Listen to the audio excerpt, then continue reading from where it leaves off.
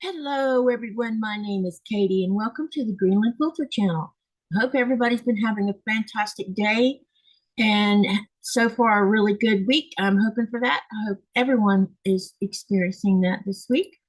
What am I going to work on tonight? I'm going to continue working on the butterfly effect because I need to get myself at least partially caught up because on Saturday I will be Becca will be returning to sew with me, and I'm excited about that because she's a busy person, let me tell you. And anytime I get a chance to spend a little time with her is a lovely thing, and I love it. Okay, so what I'm going to do first is there's a couple things I want to do before we start this live, because once I get into it, I'll forget completely about it, just like I did last time. I want to talk about two channels. And you're going to see me doing this on and off because, it just helps. It just helps the creators if you have visitors. Sending them to the site. Yeah, that didn't even come out right. But anyway, so the first one I want to show is Rita's channel. Because she's small channel and she's been putting up quite a bit of really beautiful videos about what she's doing and creating, and I love the fact that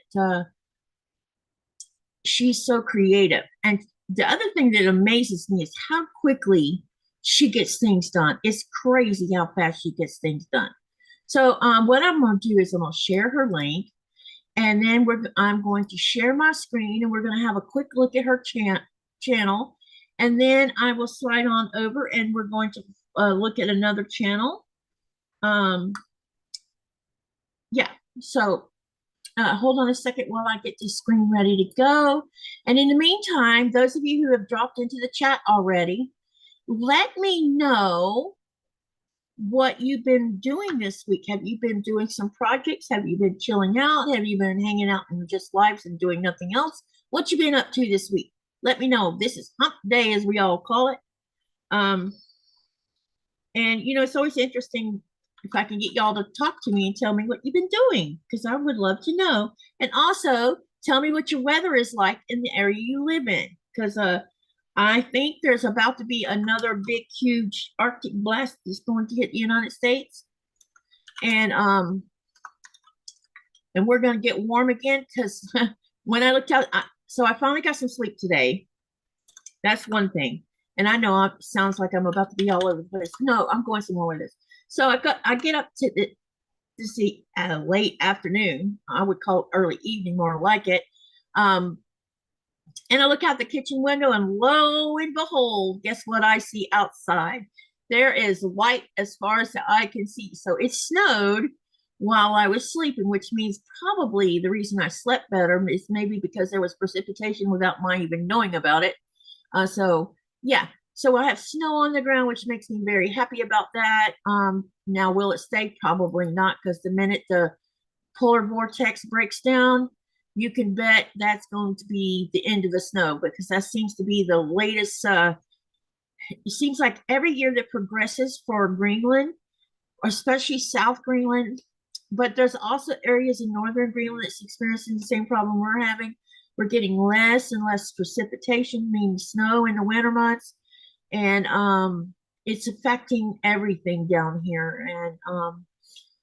And when it's super cold in the United States and Europe, we are super warm. It's the strangest effect I think I've ever seen, because most of us don't even think about how one air like in one part of the world in the winter months, how a weather pattern such as the vortex breaking down. Because really, if you're in the United States, or when I lived in the United States, I never ever hardly ever heard about anything about the polar vortex.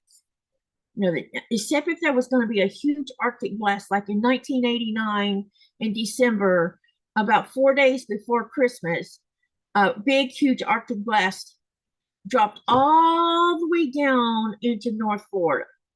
And we had received about 7 or 8 inches of snow on the ground. It stayed on the ground from 3 days before Christmas till about 3 days after Christmas. you know, and that's never heard of in North Florida. Usually, there's times when you would get like a little frosting of snow and it would be gone within hours. But this stayed on the ground for almost a week. It was truly an amazing experience. When I get back to the States, I'm going to be pulling out all my pictures and bringing them home, and I'll show you pictures that I took of snow in 1989. I was pregnant with Kristen. Thomas was just a baby, and Lynette was a little bit older, so she got to get outside and play in the snow, but Thomas was too young. And it's amazing how a weather pattern can get broke down and scatter it to different parts of the world. And like an example is the United States or Europe, and suddenly you're getting blessed by snow so far south it shouldn't even be there. It's crazy how it works.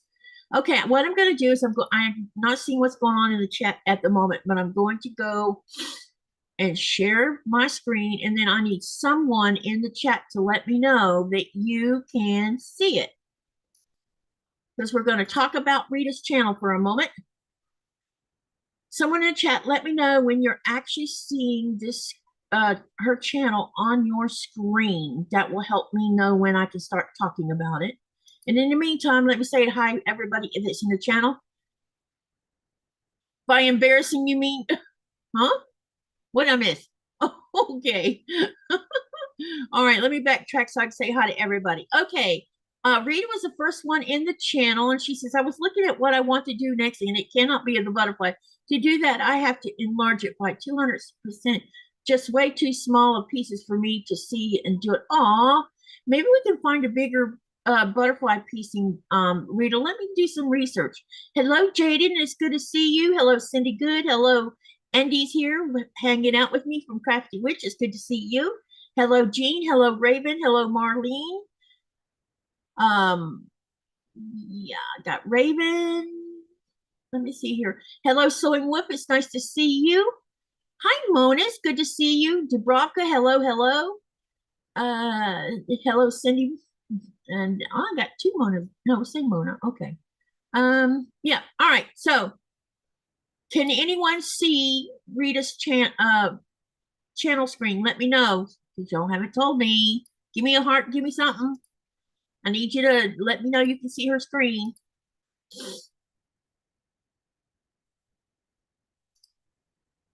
Anybody? We're not saying we can see it. Come on, you guys.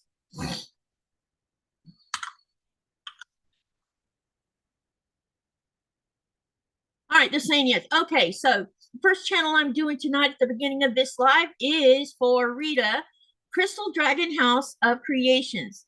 Like I said a few minutes ago, she inspires me because despite all the things that's going on in her life right now and has, over the last year or so, she still manages to be creative, sews like a crazy person.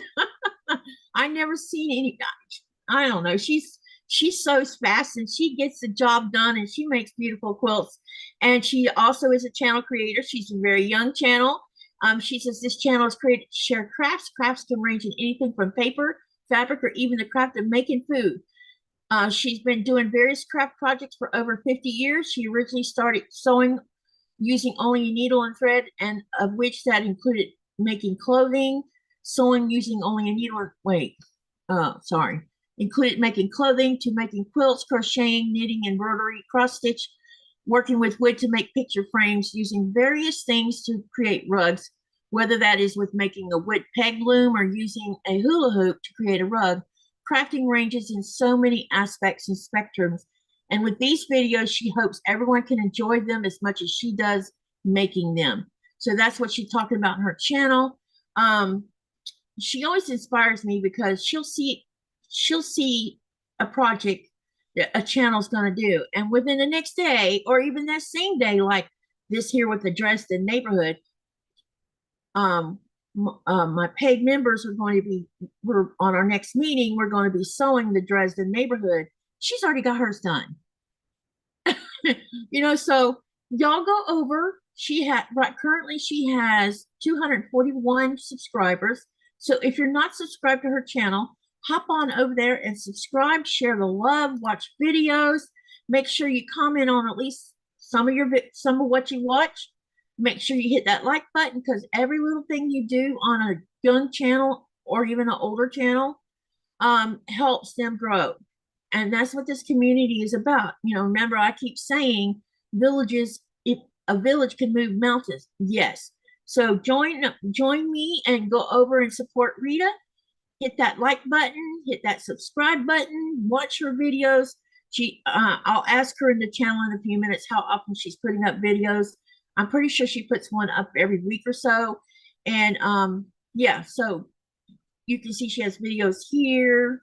Let me show little parts of her channel. And you know, she's got the Dresden flower. She made a Dresden flower. That is really cool. I watched that video. Y'all should go watch that video. It's pretty. And she's done a starburst block with FPP. You know, there's all kinds of things. There's something for every person on here that might interest you. She does shorts, I think. Yeah, she's got some shorts.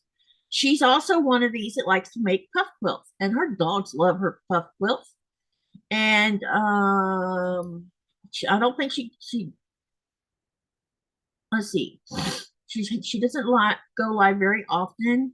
And let's see, she has playlists, and she does have playlists that you can follow along. She's got all kinds of things here. So take a visit over to Crystal Dragon House, Crystal Dragon House of Creations, Rita. And I will share the link one more time. So this is her channel. And then what I'm going to do is stop sharing for just a minute, because I'm going to switch to a different channel creator. All right. Let me have a look at the chat real quick.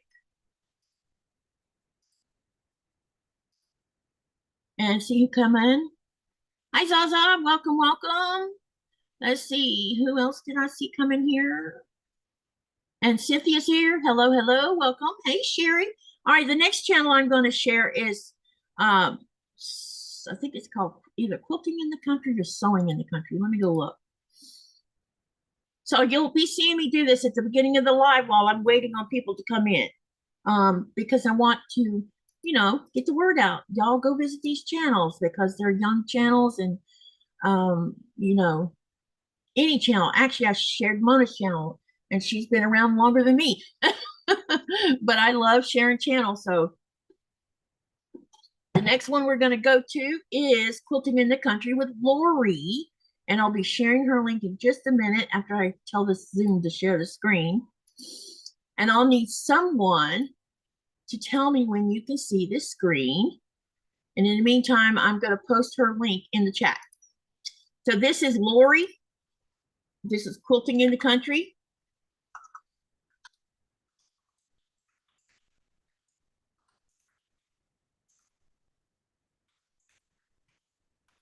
And let me know when you see the screen. Katie, do you still have your QuiltCon ticket from last year? Could you give it to me? Give me the dimension. Yeah, actually I do, Jaja. Hold on. You're talking about what you wear around your neck, right, Zaza? Yeah, I'll give you the dimensions here in just a minute. Okay, all right, so this is Lori's channel, and I've already shared her link in the channel. So if you're not subscribed, hop on over there and subscribe, watch some videos, the usual spill. So Lori says she's a quilter and seamstress. She lives in a country setting along with her husband. She formerly blogged, but this being a creator is more fun. You may learn something or just be entertained. Thanks for stopping by. Okay, so right now she has around 513 subscribers. She had just hit that milestone of 500 a few weeks ago. She has lots of content here. Right now I'm watching an extremely long playlist of hers. I'm trying to give her some watch hours, you know, and I watched the whole thing, and I've been commenting on her things. I don't remember how long this playlist is, but it's very long. But you can see she's pretty prolific with videos. She goes live every week. She has variation of different types of videos. Like here, she's got Frosty's Holiday Convoy. That's cute. All right. She has when you click on lives, you can see how often she goes live as well. I think she usually goes live in the morning time, but I'm not sure which day of the week it is she does it on. Maybe if she can fill y'all in on that. She has playlists. So there's a whole lot here for you to view. She has around 150, she has 183 videos on her channel. So yeah, y'all got plenty of content. Go over there and give her some watch hours. Make sure you subscribe, hit that like button on any of the videos you've watched, and comment on some of those videos because that does help the channel grow a lot more. So this is Lori of Quilting in the Country. Okay, now we're done. All right, Mona says, I have 2 devices going. Yeah, I have a desktop running right now along with the TV in the bedroom. I have to like pause live videos on my laptop because I've been pushing my laptop a little too hard lately. I'm hoping to buy a new laptop when we get to 10 mark because I'm a little tired of being slow. All right, dimensions. Jaja asked for dimensions. Okay, mine's all decorated up from all the things I got while I was in QuiltCon. So if you've never been to QuiltCon, and it's your first time, when they give you your name tag and everything, there's these little ribbons down here. And if you look, when you're up there picking up, you'll find one that says first time attendee. So I picked up that one. And then there's the fabric nerd, because that's what I am. And then I also found one that says slow stitcher. So that fits me perfectly. So I'm going to give Zaza the dimensions of this because she asked for it. But all of these pins and stuff you see, I picked all these up at QuiltCon.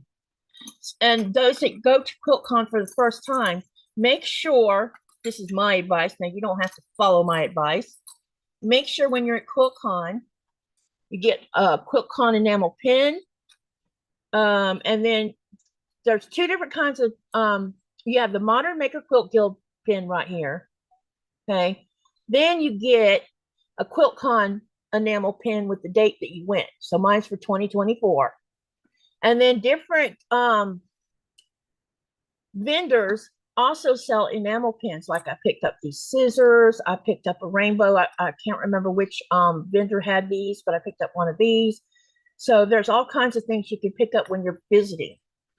All right, let's get the size of this name tag. All right, Zaza, it is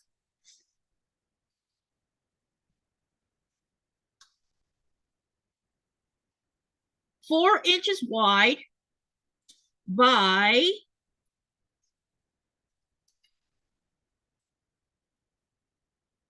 5.5 long. So the length is 5.5, width is 4. That's the size of it.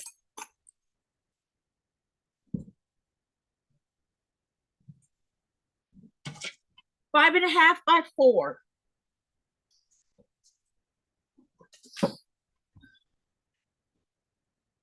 Okay, let me catch up in the chat. Okay, let me see here.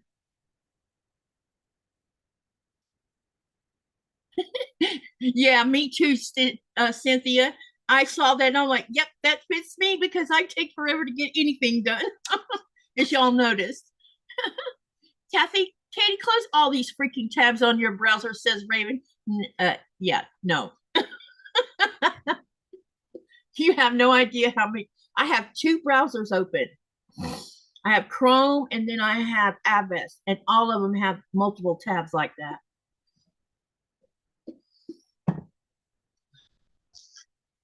Zaza says she ordered the QuiltCon tote bag and t-shirt. You know, I thought about I don't get to go to QuiltCon, but I thought about seeing if I could, maybe someone could pick me up this year's QuiltCon enamel pin, and I will pay you for it if you are willing, and then we can get it mailed to me. You know, or because my friend in Syracuse, yeah, somebody, please, somebody buy me a pen. But anyway, Yeah, my friend in Syracuse, she's been mailing me big boxes because I've been buying things and she's packing it and mailing it to me. So we got a second box. It's going to go out sometime this week. I don't know which day. And then she's working on my third box. And what I've been doing is buying things I can't ship through the usual way of shipping things internationally because they don't ship to Greenland. So Melanie's been fixing me up with boxes that has fresh spices in it. I've been sending hardware. I needed updated cords and things like that. There's all kinds of things I've been putting in these boxes, and I did a box opening on the first box I got. So when I get the second box, I'll share it with you guys too. What drives you nuts, Raven? Oh, the nut. You sound like my friend Melanie in Syracuse. She's like, why do you have so many windows open? It's my laptop.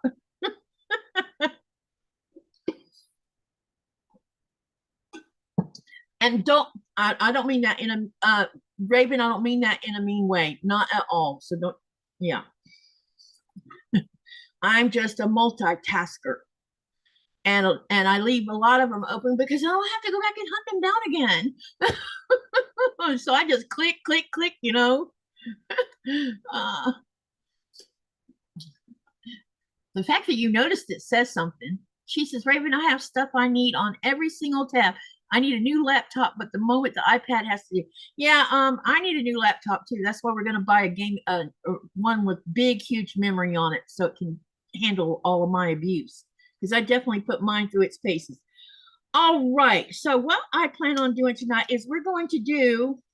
This is from the other night. Look, you guys.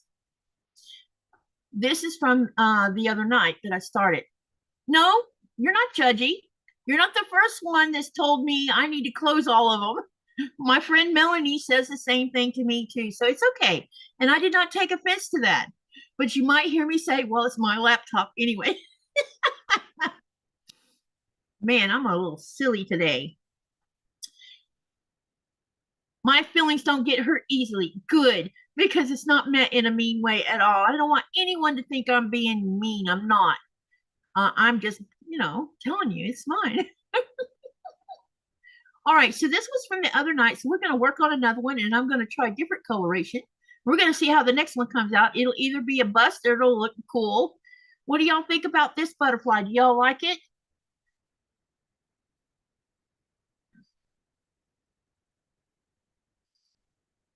So anyway, all right. Now I wanted, there's a couple things I want to go over real quick. Tomorrow is Thursday. Yeah. Can you believe it? It's already in the middle of the week. So tomorrow's Thursday, and I will again work on the butter. I'll keep on with these butterflies for just until tomorrow, and then I'm gonna switch gears. Because Saturday, when Becca comes, we'll be doing butterflies again. We'll be working on this because this is mine and hers little project we're working on. So I'm trying to get caught up. Is what I'm trying to do because the first one was a total bust because I accidentally put the bottom of the butt this right here. See this right there? I put that down here. I must have been crazy in my head. But anyway, so we're going to work on the butterfly on Thursday, and the Andy from Crafty Witch is going to be with me. And then on Friday, I will be working on the 1000 block number 33 Spinning Star. It's on page 344 of the Quilt Makers 1000 block book, and it's block number 673. And Shonda from Under the Needle is coming to hang out with me on Friday. Saturday will be Becca, and we'll continue working on the butterflies. And then Sunday late night, I have a late night live on Sunday, and I'll be working on. Did I put down here what I planned on working on? Probably working on. Oh gosh, there's like 3. Oh my Lord. Sunday's going to be insane again because we also have Alice's Wonderland with Sherry, and with Sherry it'll be at 3:30 Eastern Standard Time on Sunday. Then I have a sew with friends, private sew, and then I have my late night that starts at 10:30, and I will probably either work on Alice's Wonderland or I will pick up working some more on my Katie's Creative Chaos. One of the two. That's what I'll probably be working on. So that's the rest of my week. No, that's fabric. That is, here's the back of it. It's paper piecing. That's a real McCoy. I need to make 9 of these, but not the same thing. There's 3 different ones. This is Cricut. And we're going to work on Cricut again tonight. And then probably tomorrow night, I'll start a different one so you can see how that's going to come out. Raven, you don't want to see my oh yeah, speaking of emails, you would not believe how much email I have in my Yahoo account. Oh my God, it's insane. Let's see, Zaza says, that's lovely. Rita says, so that middle black section is not supposed to look like a diamond, as mine does? Not, what do you mean?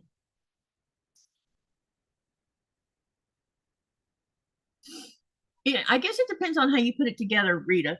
I'm not going to be picky about what mine looks like.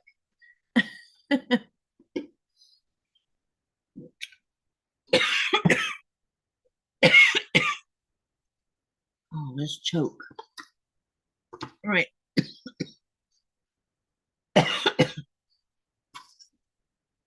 Got to pull out some more pieces here. That went down the wrong way. Okay, so I'm going to lay out some more pieces here. All right. Got just one.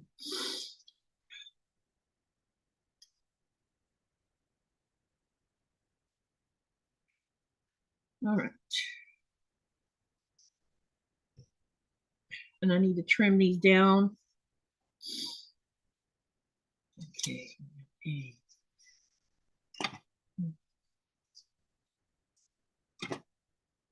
All right, I got my next set. All right, I also want to show you something. This is a batik. And this fabric is actually in my Sugary Do. You see, this is the back of it. Now, do I know who did this batik? I have no idea. All I know is I saw it and I bought it. And for a while there, I had about maybe a yard of it. Now I just have pieces of it. But there's potential to use this in a butterfly. Maybe. Maybe. We'll see. But I thought I'd show you this piece of fabric because I was going through my scrap pile looking for a different color to use. And so, yeah. All right. First things I like to do is I need to trim this paper up a little bit.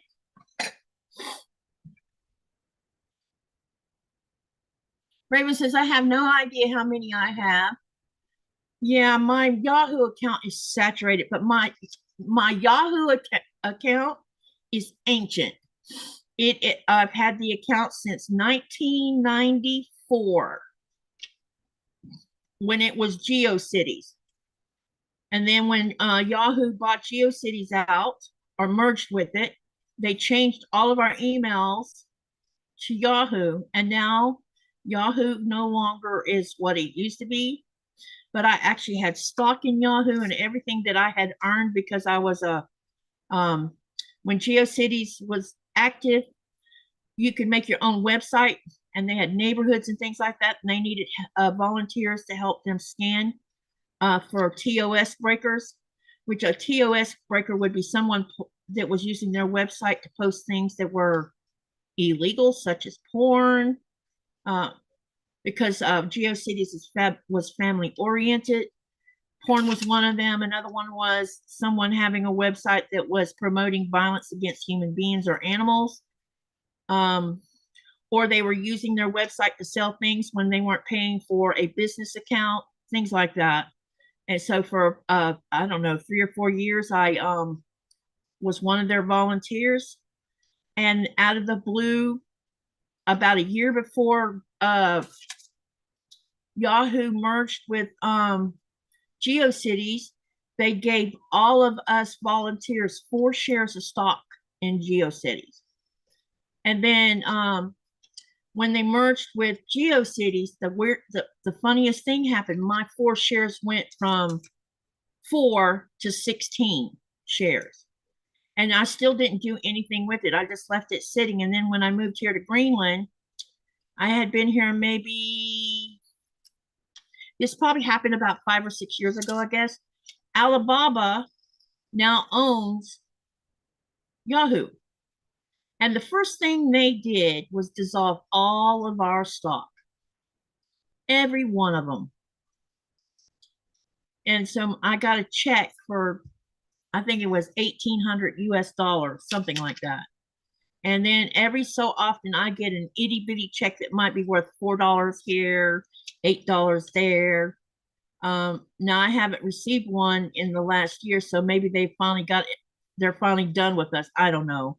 It's sad because what I should have did was sold the stock and turned around and took that money and bought stock in something more worthwhile, I guess. Because, you know, I was just sitting on it thinking, you know, like so many of us who don't know absolutely anything about stock, that I don't know, maybe it'll be worth something when I hit retirement age. And here I am, retirement age, and now I have zero. Us little people get sucked into the vortex of the rich people.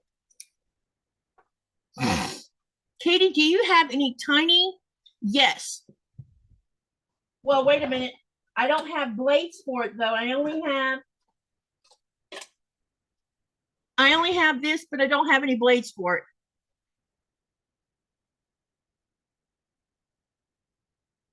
But this is the only blade I have, unfortunately.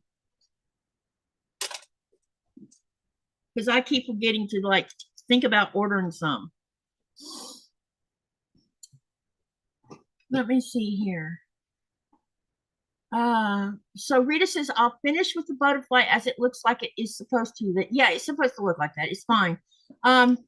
Mine might not be joined together. Maybe I could have made the seam bigger here, but I didn't. I think it's fine the way it is because the wings are across the, yeah, it's fine. Sherry, I have an 8mm for my mini EPP, says Zaza. My group got TOS from AOL because of the quilt block swap we were participating on. One of the women appliqued a Highlander on bagpipes in the wind. She even used blush on his cheeks. Wow. So what was the TOS warning about? Was it because of what was their reason for TOSing it? Because y'all were swapping something? Is that what they thought you were selling and not swapping a freebie?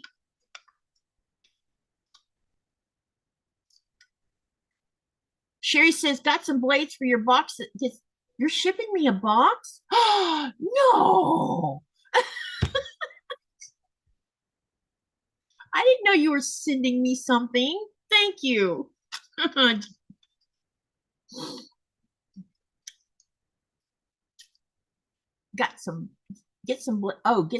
misread that. Sorry. You mean the box that I'm sending to that from Syracuse. Yeah, actually that's a great idea. Sorry, I misread that. My bad. All right. Okay, what I'm doing right now is I'm going to mark the back of this paper. And I do this because I'm the kind of person who gets easily confused because I get distracted. And I'm marking these because at least when I mark them, I won't put the fabric in the wrong place like I have a habit of doing.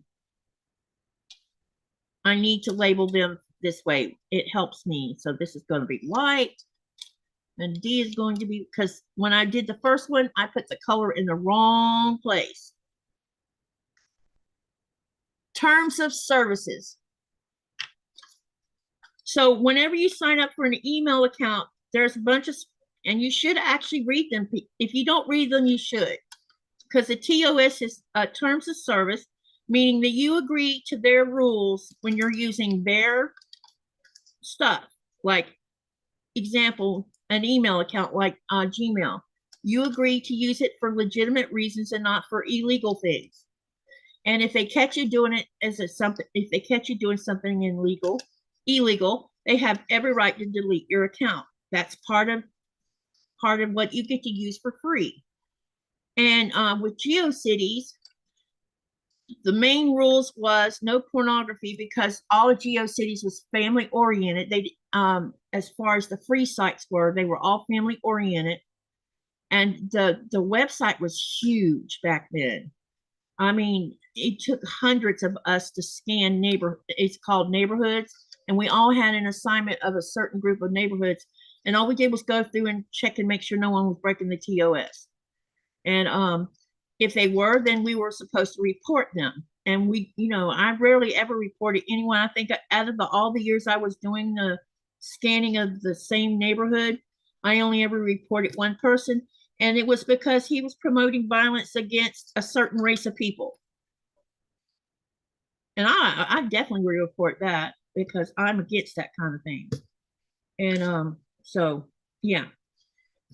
And so when you sign up for a free email account, or Yahoo has TOSs, if you haven't read your TOS, maybe you should, because they also have rules that you can't use your YouTube for certain things. Now, as a paid site, the TOS is slightly different because I know that some websites will allow porn if it's paid for. They pay to have that porn website. Now, do I know of any porn sites right now? No. Back then I did because I was aware of them. But now these days, I don't even know if there's even such a thing on the internet anymore. I'm sure there is, but I just don't hear about it. Rita says, that is why I have an email where the rules are mine as it is my domain. The virtual email accounts, Gmail, Yahoo, are used for giving out, which I never checked. Yeah, I use my Yahoo and my Gmail, and I have no problem with following the rules. Not at all. I have no reason to be doing bad things with it. Speaking of which,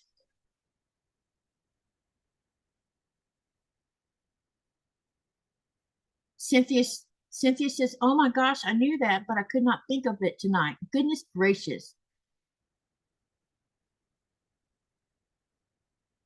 What did Zaza do? I missed something. Where did Zaza go? She says, Sherry, I have an 18 millimeter for my mini EPP. Sherry, I have a clover one, but it only takes clover blades. I do have a different kind of blade too that came in a sew sampler box when I first started out with the sew sampler subscription. I got one of these. Hang on a second. I need to find a home for this. Someone's going to get this for free. It's been used once. And when I realized that I didn't like it, it's time for it to go. Bye-bye. Let me see if I can find the other thing. Oh, I got one of these in a sew sampler box. I want you to look at that. It is tiny. And it can actually be replaced. So I'm not even sure what the purpose of this one's for. But I haven't used it since I've had it. But I keep it in here because you never know, I might use it one of these days. Anyway, maybe I'll give this away in a giveaway, or do a drawing and give it away that way. I don't have the paperwork for it, but this is a Martelli rotary cutter, and but it's right-handed, and yeah, it's only been used once. That's it.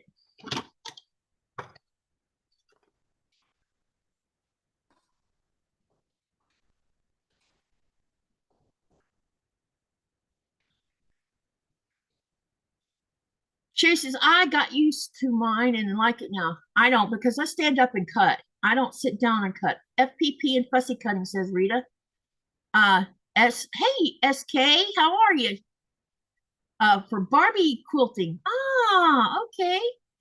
Zaza says, a Ravapel shark. It is an 18 millimeter. Yeah, it came in one of my sew sampler boxes when I was an early subscriber. And that's how I have one. I don't even know if you can buy replacement blades for it or not. Because I'm not sure. I guess I could go look on that quarter shop's website to see. Because that's where that one came from.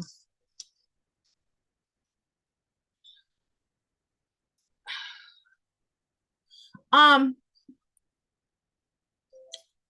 I want to mention something. Please don't take this out of context, okay?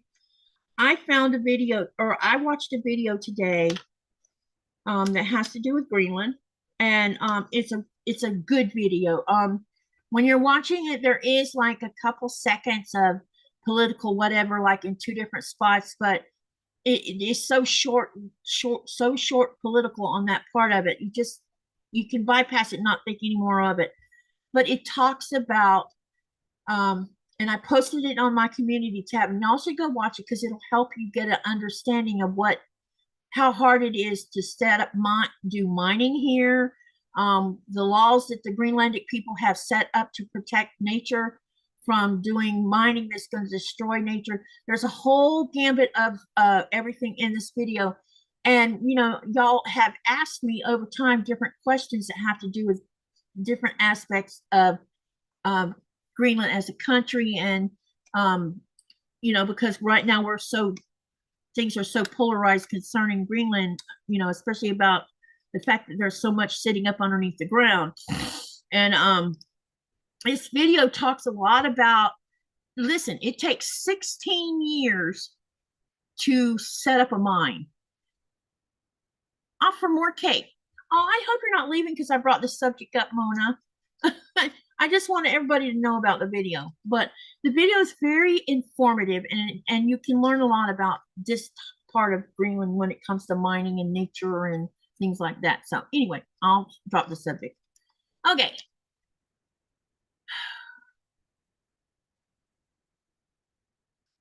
Zaza says, yes, I can get replacement blades for it. Okay, I'll look into that because I haven't really used it. I think maybe I've used it a couple times, but I'm worried I'm gonna cut my finger off because it's so tiny. Good night, Mona.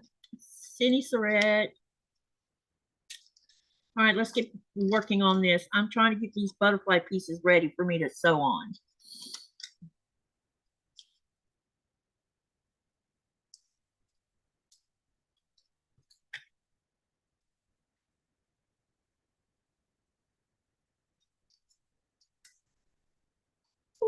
Okay.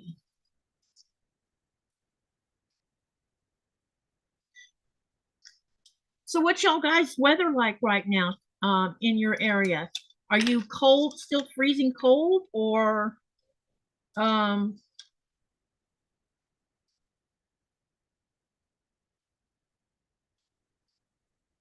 or has it warmed up a little bit?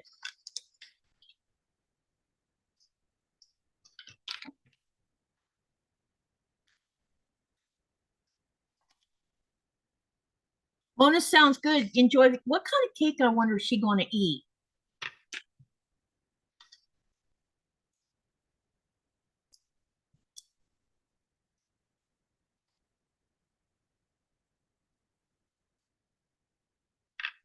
Mona sounds good. Enjoy the cake.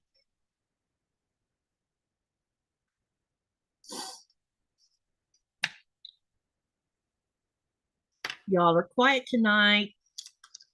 What kind of weather do you guys got going on? Oh, and we can talk about that poll in just a minute.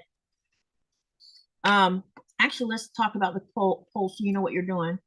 What country has the most crafters in the world? And please don't go look it up. Take a guess. The options are the United States. The next option is Vietnam and Indonesia. The next option is China and India. And the last one is Japan. So think about that. And hi, Gladys. It's good to see you. Yes, if you are a channel creator, please share your channel by typing exclamation selfie. You're on my list of people to talk about in my channel. I've been sharing channels over the last week or so, Gladys, and you're on the list on the net. I don't remember which night I'm doing you on, but I'm doing you on one of those nights.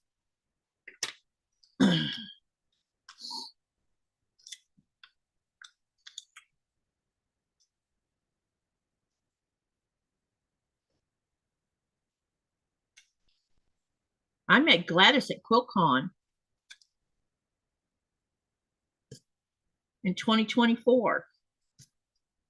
We have pictures together. That was a lot of fun, QuiltCon that year. I got to meet a lot of really cool people. Sean and Shonda, Gladys, Janice, Vicky, or Vicky Day. I always say her name wrong. She was pregnant at the time. She looked so beautiful.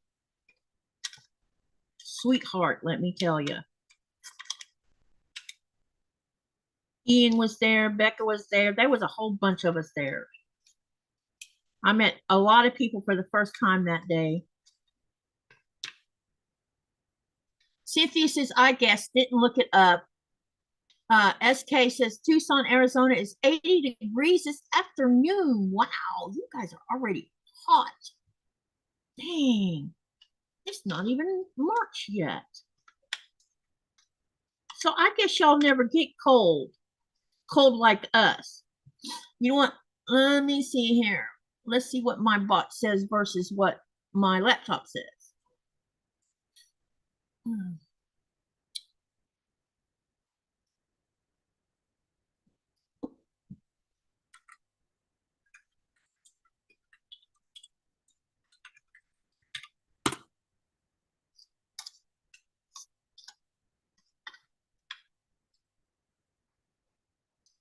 My husband said that they're fishing along the invisible line between Canada and Greenland right now.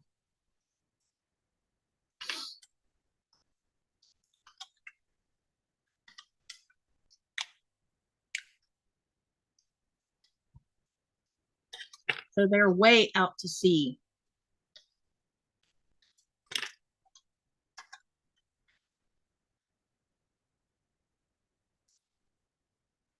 I think the most challenging part of this cricket butterfly is the one that has all the multiple pieces, because it's very easy to put the fabric in the wrong position, and then you end up with a messed up FPP, because you can't, it's hard to undo what you do.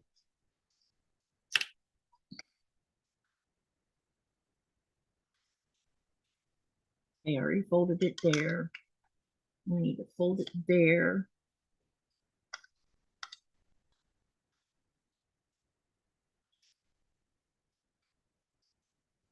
And then we need to fold it here.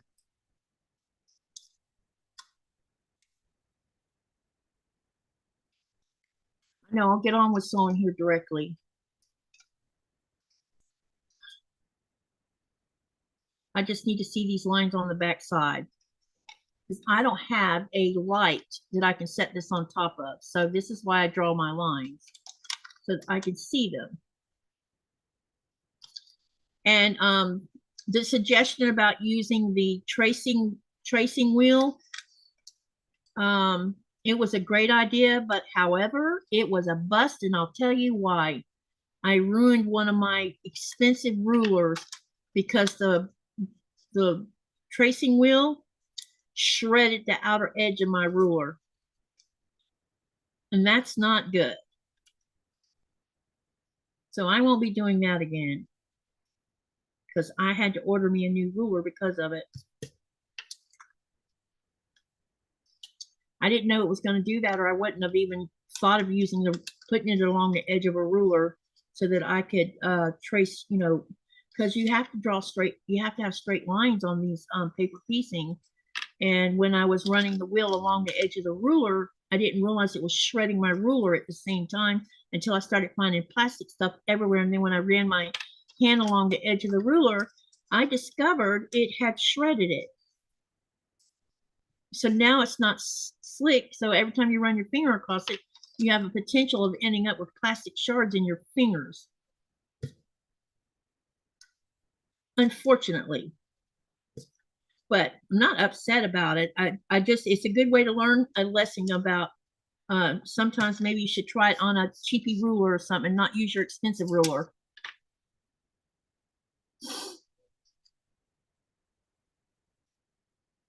No comment on tracing wheel other than garbage. Can they say are hard on rule? Yep. I won't do that ever again, let me tell you. I did not know that was going to happen. It's 86 degrees where Rita is, so she's warm too. Yeah, so we have wind from the northwest. That's why we're cold right now. But there's also snow on the ground, so that happened earlier while I was slipping. And yes, I actually got some sleep, so now I'm probably going to be wound up for a while. And I'll also be over on William's channel tonight, you guys. And I'll post the link when we get close to when it's time for him to go live. It depends on, I don't know how long I'm going to run this live. We'll see. I think I'm going to run it for a while. So any of you who want to hang with me for a while, you are welcome to, because I'm not going anywhere anytime soon. I wish I had a wingman, though, to sit with me on my Zoom. Geraldine, how are you doing? It's good to see you. Gladys, I thought it was you I met at QuiltCon. Maybe I'm mistaken. Unless I got your... No, I don't think so.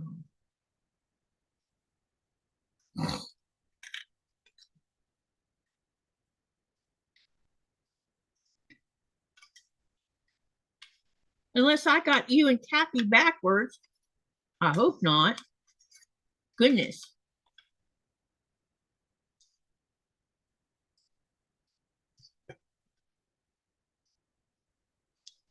Never know with me. I get people's names twisted around you.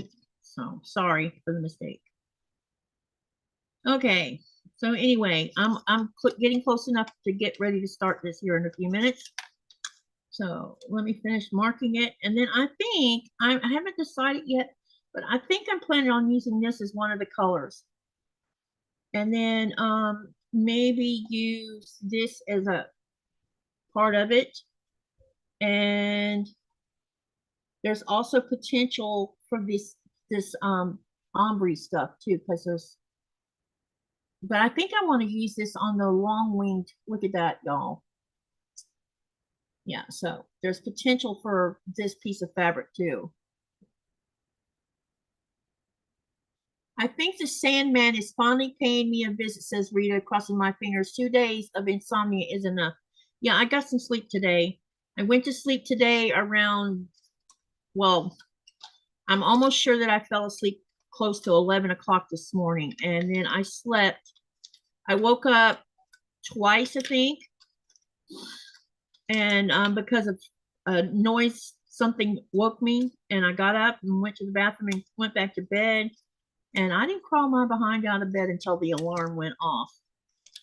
Because I had set an alarm to make sure that I didn't sleep past when I was supposed to be going live. Because we can't have that going on.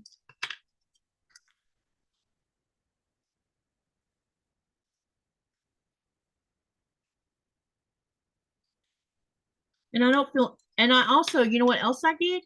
I bought me a roast from the store yesterday. And I put that thing in the crock pot around 3 a.m. this morning and put it on slow cook, not the high, but the low setting. And while I was sleeping, it was smelling up the house with its yummy, yummy smells. So I ended up with some slow cooked beef, which now I've been grazing on. And it is so tender and it's falling apart. And I had cooked it in such a way that it's got a nice sauce with it. And I love when you can put something in a crock pot and just walk away. And it can cook all day long while you're doing other things. Oops. And it smells up your house. It makes everything smell yummy. It probably was, Gladys. I'm so sorry. I thought it was you.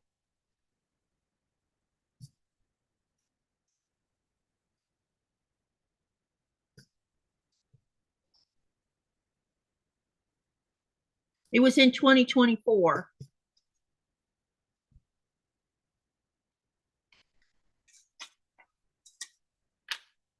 Geraldine says she's doing fine. It's finally warming up there in the Southwest Michigan.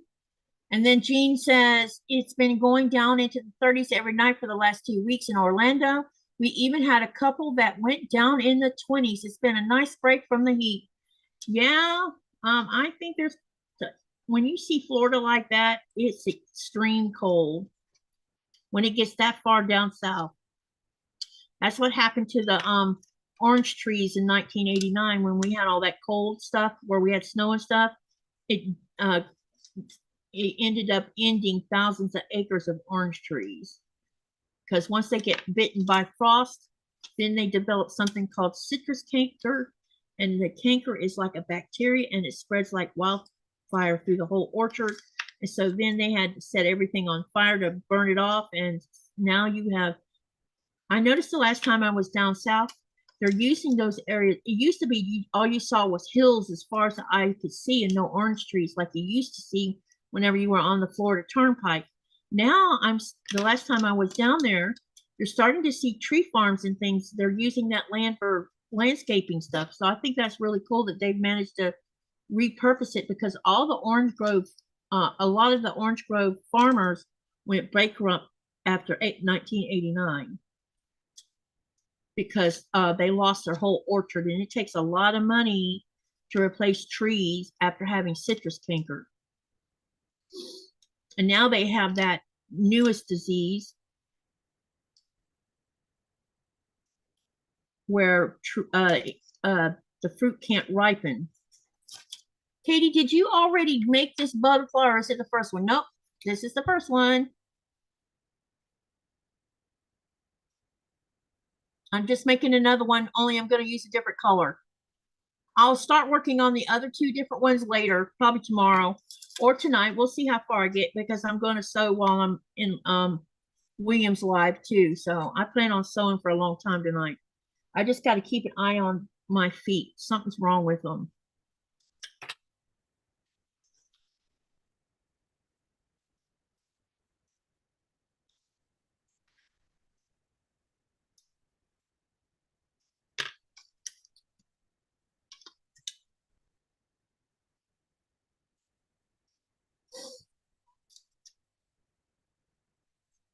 But yeah, this was the first one. She says, thank you, SK. What's your first name? You probably told me a long time ago, and I don't remember because I don't see you often enough. But do you have a first name that I can call you?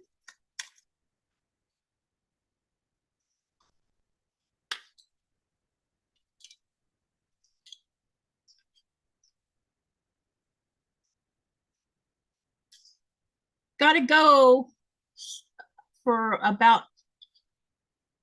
tea. Are you coming back, or are you going to be gone for a while? All right, we got 1, 3, and 2. All right, now I can, only other thing I want to do is I'm going to put a C and a W on the back sides of these two. White, or W means white, C means color. That way I don't put the color in the wrong places. Okay, so we got 2, 3, 4.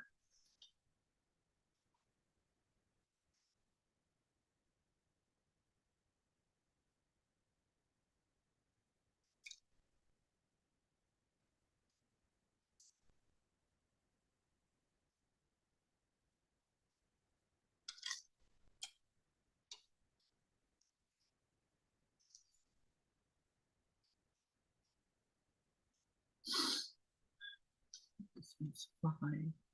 There's so many numbers on here, it's crazy. But you have to do them in the order, otherwise you can easily foobar this completely. Okay, all right. I'm almost close enough to get ready to go. Me too. See you tomorrow, says Sherry. Thank you for coming, Sherry.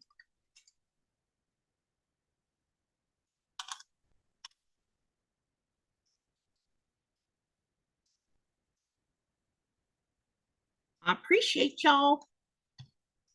All right. Oh, I missed a fold right here. We got one fold right here. And what I'm gonna probably do is start with the center of this first. Oh, yeah, I did. I forgot to put a line in here altogether. So I know this is the boring part for you guys, but I'll have this done in just a minute.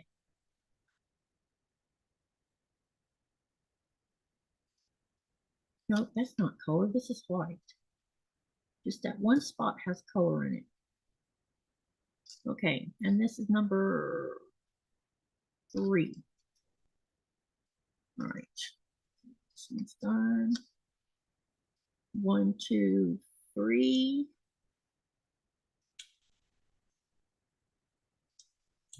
And then we got white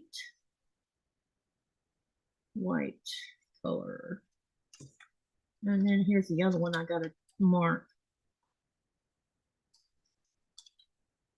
Number 9. Wait.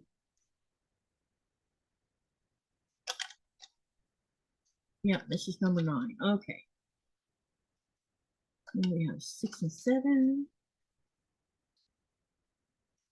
And then we've got 3 and 4. And 2. Those are all color. 1 is white. And 1 more, and then we're ready to start sewing. 2 is white. 3 is white. And then 1 is color. Okay. So what I'm going to do first is I'm going to start with the center of this butterfly, because I want to get that out of the way, because when you start sewing, when you start getting everything else done, it's just more or less falls into place. So let's see what I'm going to choose for the body of this, and we're going to use, I'm going to use this. I have scraps of white that I'll be using, and I think I want to make the body of it dark again. So let's pull something from this other scrap box. See what I can find down in here.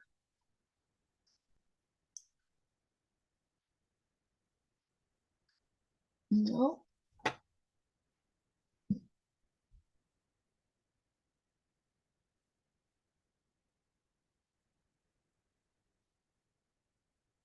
Okay, let's do this color this time. This one has dots on it. I don't know if the dots will show up in it or not.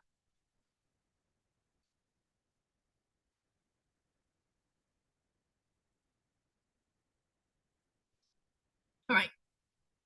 Okay.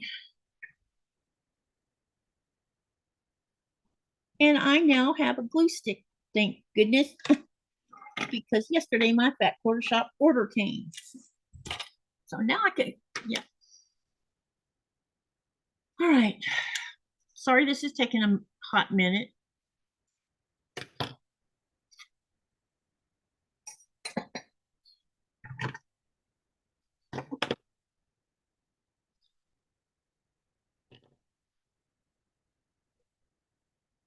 All right.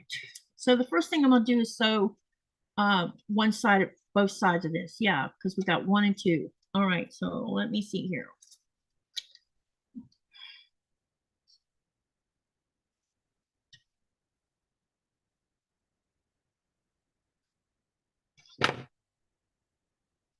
Okay.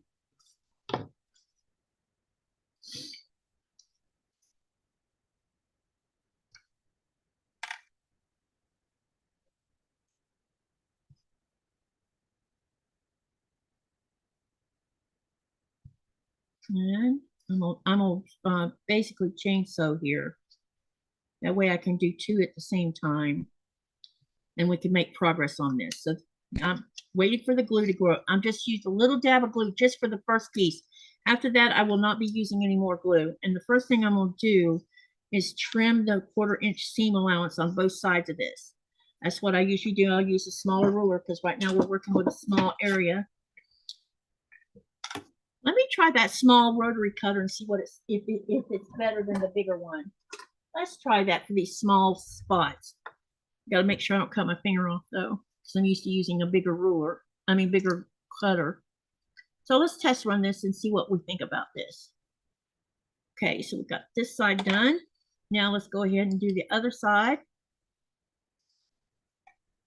Can everybody see what I'm doing?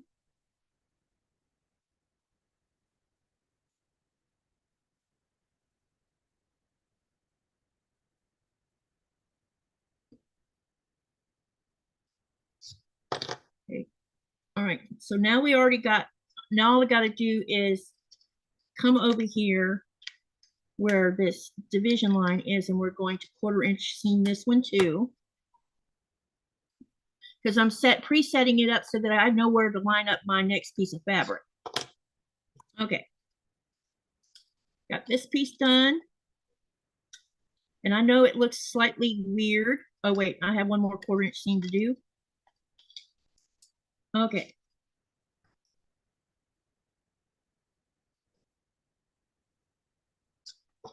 All right, this one's done.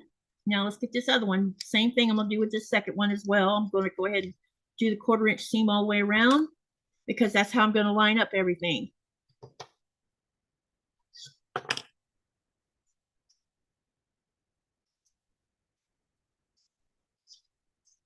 And I'll look at the chat in just a second. I'm trying to think what I want to ask for questions to keep y'all engaged. So, has anyone started a new project already? And if you have, what's your new project that you're currently started for the year of 2026? Tell me what y'all started. Or are you like me waiting till a little bit longer? I'm going to start new projects at the end of this month.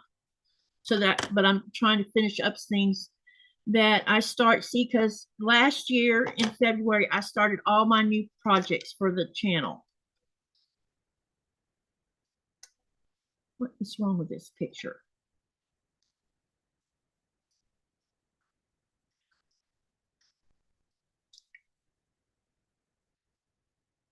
Okay. So I have things I'm trying to finish up in this month because they were year-long projects. And so having said that, most of my newer, I have started to cut one thing. I'm doing the collaboration with Becca. That's one of them. But this is a short project. And the other, the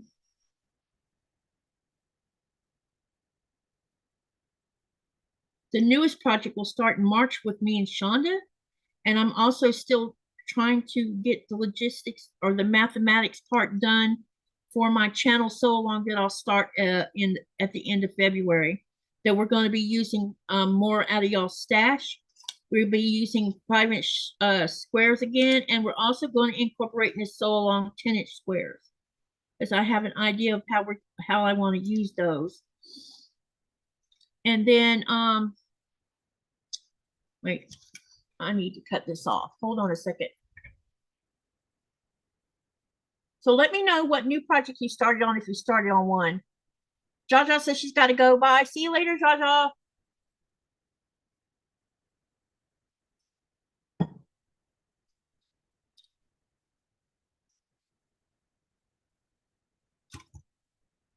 Man, my washi tape is not all the same, you guys. I've discovered.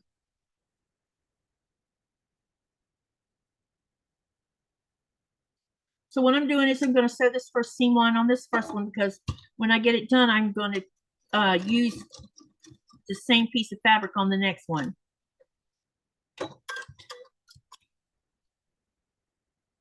Are y'all there?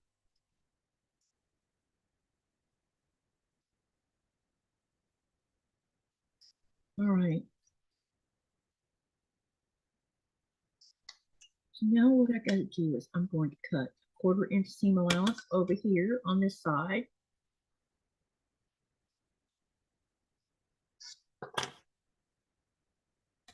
And then we're going to trim it on the other side.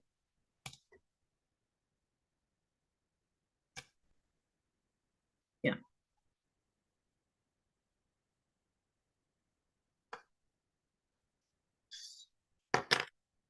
All right, so now we have,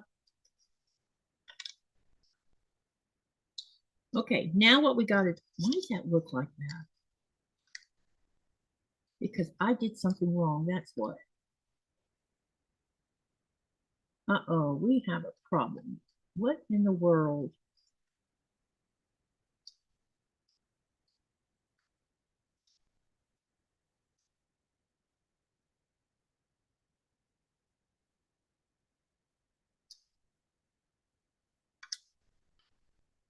Oh, I guess I'll find out when I sew this other piece on there because it shouldn't be a problem. But it looks like there is.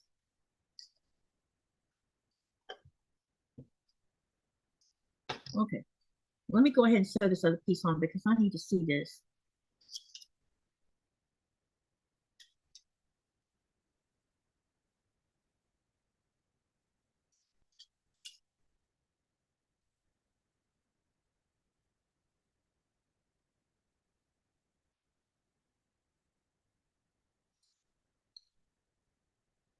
Geraldine says my newest project is Greystone Farm Quilt Kit from Primitive Gatherings, 85.5-inch blocks. I'm a little over halfway done. Oh, that's cool. I like Primitive Gathering stuff. That's really awesome.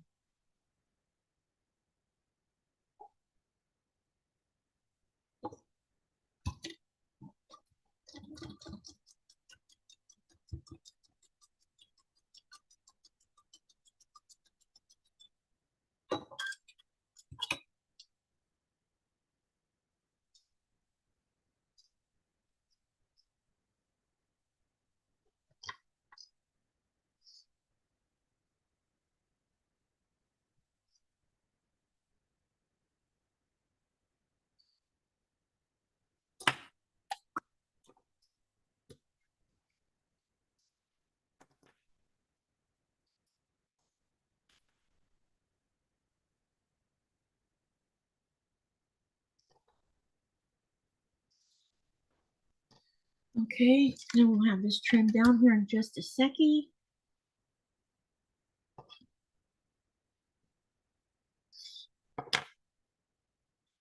One thing about paper piecing, boy, can it be ever messy with all the little trimmings and stuff.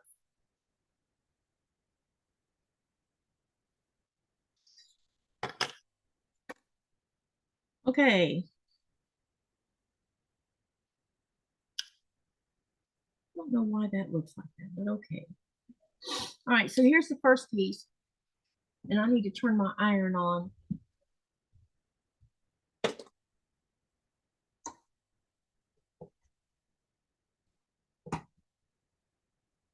Okay, let's go ahead and do the next one.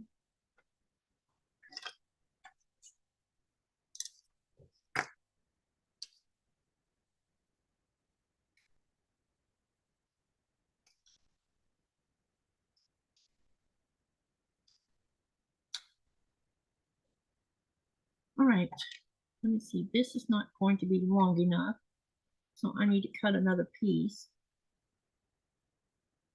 All these small scraps you see me having, I will use them when I get done with this project. All of them will go into a little container that I'm using for crumb improv blocks. So this will not get wasted.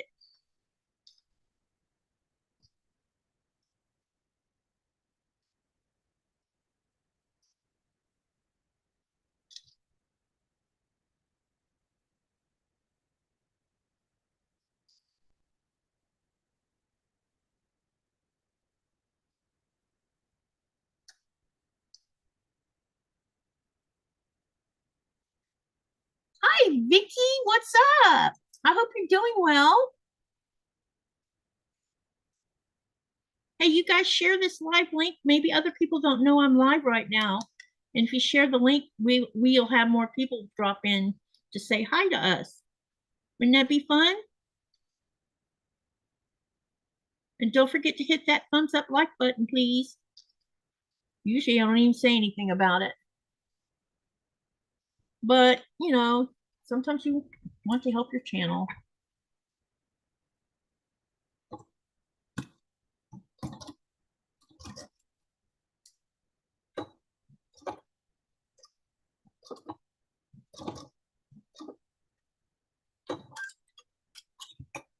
Okay, now we got this piece sewn on. And then I'm gonna fold it back. And then we're gonna trim it. Well, at least one side of it anyway. Okay. This is the side I need to trim.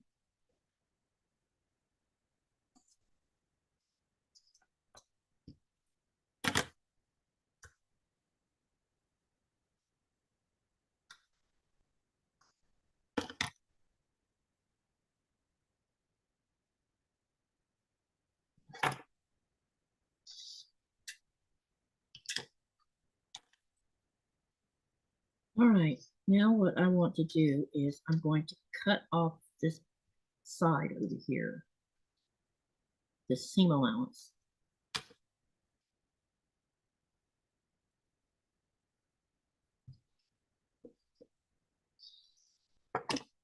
Okay.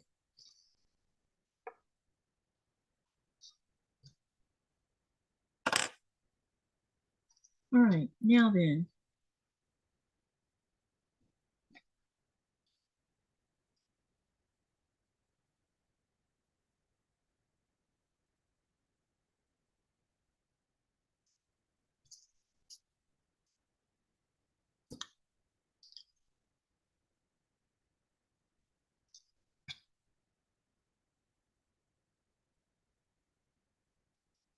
So I'm lining up this next piece here, and then we're going to sew that on, and it should work. We'll see in just a minute. Hey, Delia, and hello, Rudy. Welcome, welcome. Vicky says she's doing okay. Just finished the dishes. I have told about your channel to my quilting guild at church. Oh, that's so cool. Thank you. I appreciate that, Vicky. You guys are the best community I've ever seen.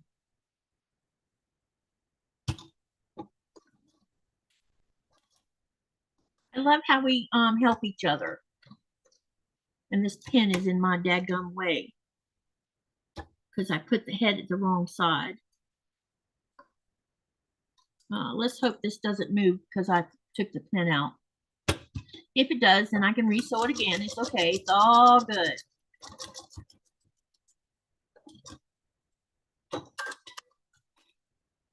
Okay. And I bet you yeah, it's not good.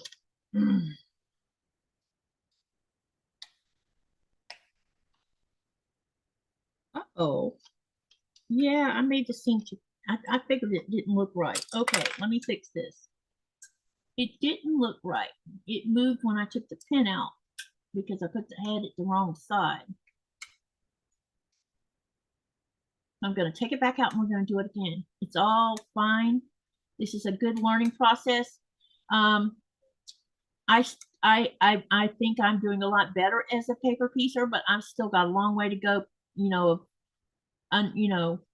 because one of the things about paper piecing is learning how the mechanics of it works and the angles and things, because you're playing with lots of angles, and I'm a little bit angle challenged at times. That teases me.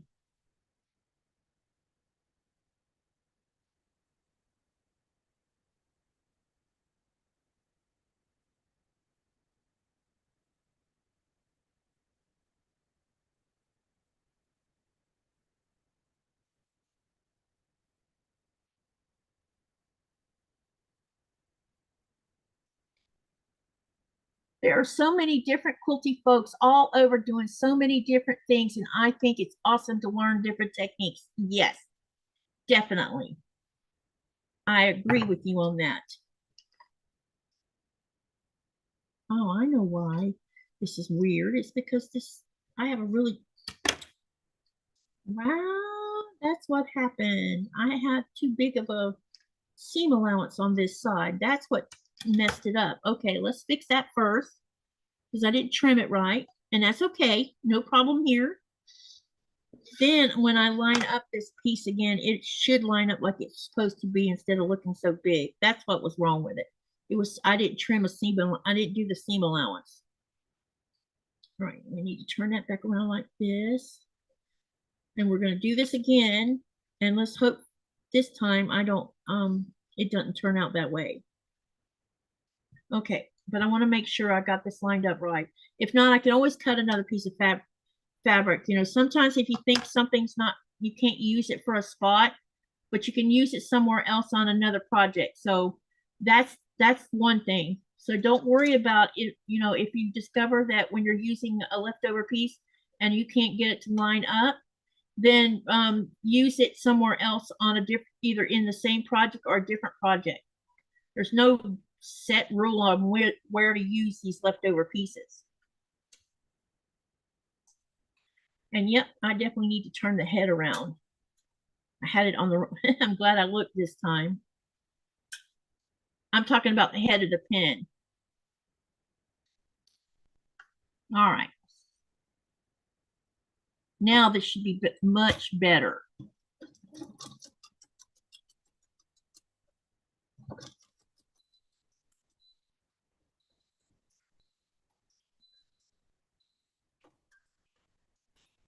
And we'll see if I, uh-oh, where'd the pen go? There it is. Yeah, see, this is not going to work because of the angle. So I'll go ahead and take it back off and we're just going to cut a new square. And it's all good, see? You learn by doing. And I'll just use this piece somewhere, probably on one of the smaller pieces over there that needs a smaller piece of white. I'll use this white over there on that.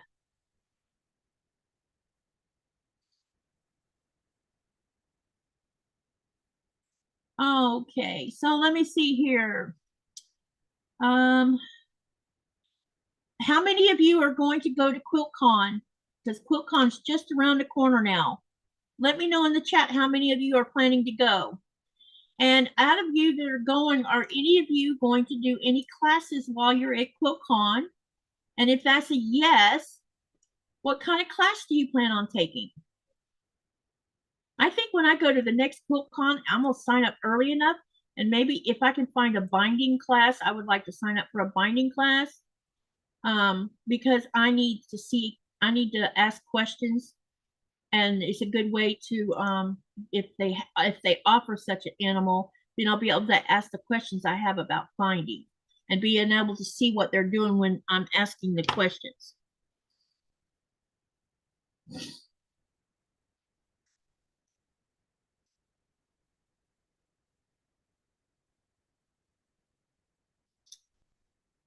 So how many of you are going to QuiltCon? And if you're, and as I asked, if you're planning on taking a class, what kind of class are you going to take? Because I'm curious.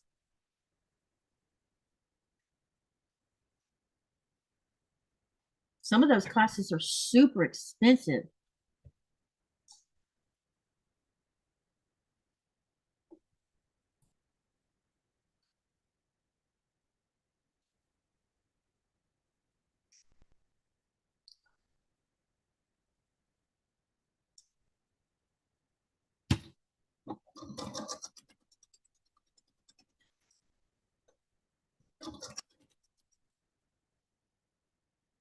Gladys says she's not going. Vicky says she wish she could go. Delia's going. Cool. I sure wish I could go too, but no, my butt's parked this go around and can't fly to the States right now. So Nikolai's going to make it up to me by taking me on vacation to Denmark. You don't have to make it up to me. It's just a joke between us because he knew I was going to go with him anyway, regardless of whether I went to the States or not. I would not miss out on a trip to Denmark for nothing.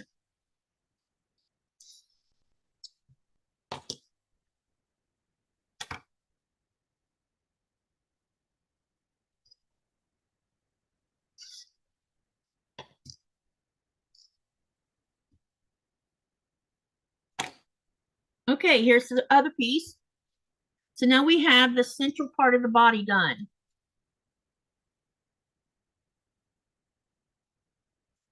No, not going. I learned how to bind on YouTube. What I need to see, Geraldine, I cannot see on a video because no one makes a video where you can see up close and personal. I need to see how they're doing the corners.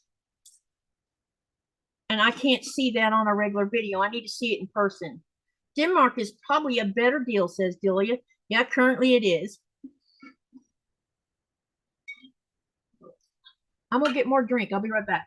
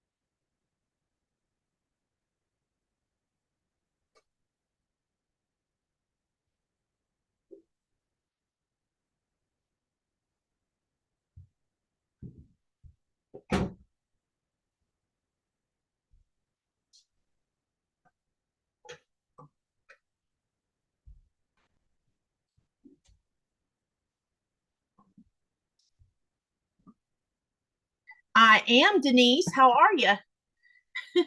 So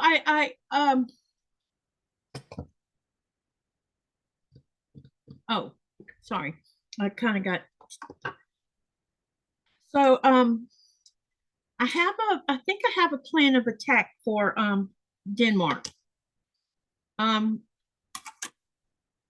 His classes are going to be back in Fano again. So last time we were in Fano, I didn't think to video anything. I took tons of pictures though, lots of pictures. And so this time I'm going to take both my I'm gonna take the Canon camera, and I think I'm gonna pick up a GoPro so I can take it with us. You know, buy a GoPro because I've been planning on buying one anyway for filming on a boat, because I'll get better video that way, because Torben does not slow down for icebergs. And so I've always just used my cell phone to make videos while the boat is moving, and the videos are great. I don't have anything to complain about. The only thing I don't like about my videos is when you look behind the iceberg and you're moving 26 knots when I'm videoing, and I'm even taking pictures. Sometimes Nikolai will do the video and I'm taking pictures because when we're passing by an iceberg that's like 10 times the size of that boat, you know, I can get a lot of great shots, but anything that's in the background kind of looks fake. So I'm going to test run a GoPro and see how that works out. It'll probably be fine. At least I think so. And maybe I can get better video that way. And so I want to test run the GoPro when we're flying and stuff. We'll see how that goes. And yeah, so here's what the plan is. We're going to be staying, I think, 4 nights in Fano. And in order to get to Fano, you have to get on a ferry to go to Fano. And so the plan is, I want to know what I want to use with this.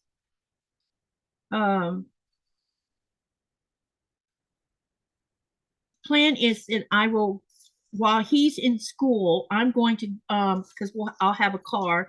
Part of it I'll be walking because the town is small and there's all these little shops, and I plan on getting as much video as I can of the smaller shops because I think it'll be fun for you guys. There's definitely an art shop there that'll be fun to go into. Last time I was there, I talked to the owner of the art shop because I was curious about some of the paintings that were in there. And it was it was very interesting little trip. And then we will go to the beach. We'll also go revisit the troll that's in Fano. I'll make sure if the horses are still there, I'll make sure I get some video of those beautiful horses. I got a really super duper shot of the horses when I was there, when I was taking pictures of them. So we're going to do Fano, and then I'm going to go get my hair cut, and probably have some things done to my hair in Esbjerg, which is right before you go into Fano to get on the ferry. There's a small city there called Esbjerg, and they have they have a mall there. And if the hair salon is still in there, because it's been a while since we've been to Denmark, I don't know if they're still there or not. We will test run that. I will go get my hair done while he's in class. I got to set up an appointment and everything to do that. So hopefully I'll get, unless I could find a hair salon in Fano. The last time we were in Fano, they were so booked up. That's why I went to Esbjerg to get my hair trimmed, and because their salon inside of Fano was busy, too busy. And then after that, we're going to go, we'll definitely be messing around in Copenhagen. We're going to go troll hunting while we're in, probably maybe do the troll hunting on our way back to Copenhagen, because we'll be getting on a plane and coming back home. But I think we're going to, I'm hoping we can spend about 2.5 weeks there.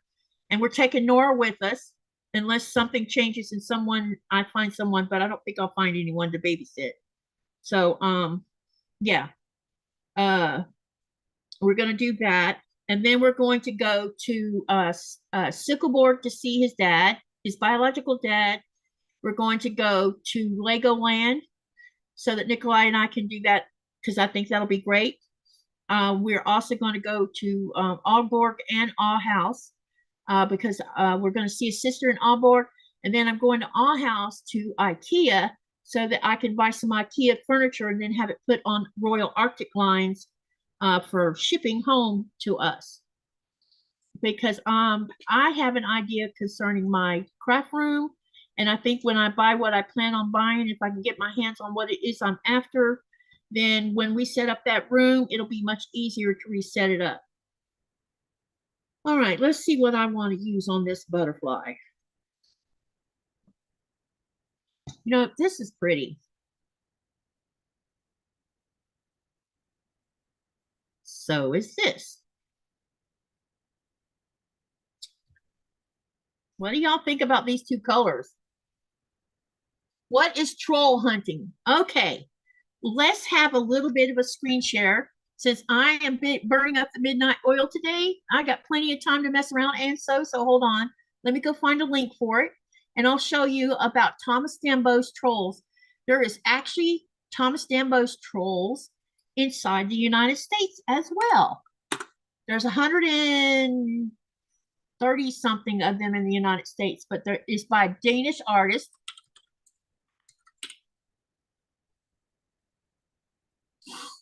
And I don't remember how many are here in Denmark, but there's a bunch of them here in Denmark.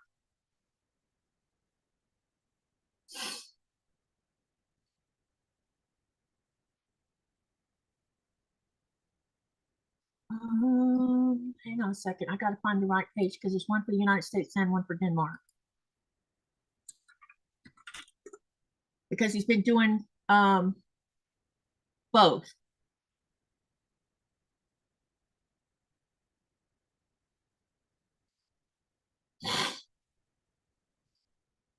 Sorry for snorting, you guys. I can't help it. I have something going on with my sinuses. I don't know what the heck it is. Something. All right, I'm going to share the screen, and I will look at the chat, and someone let me know when you actually see the screen, please. And we'll talk about these trolls because we're going to go troll hunting. Last time we were in Denmark, we found 4 of the umpteen.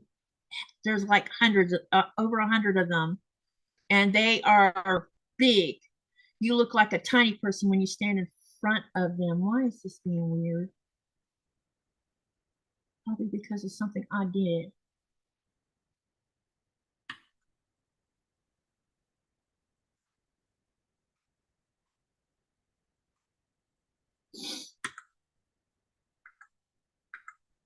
Hold on a minute, y'all. I can't see the chat because something's going on here.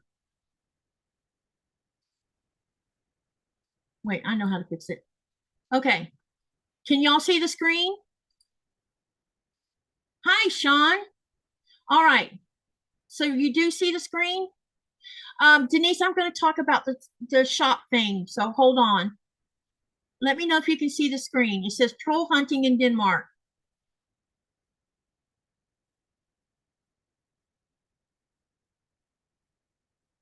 How you doing, Sean? It's good to see you. Does someone see the screen, troll hunting? Because this is one of the things we plan on doing. Hey, Andy, good to see you too.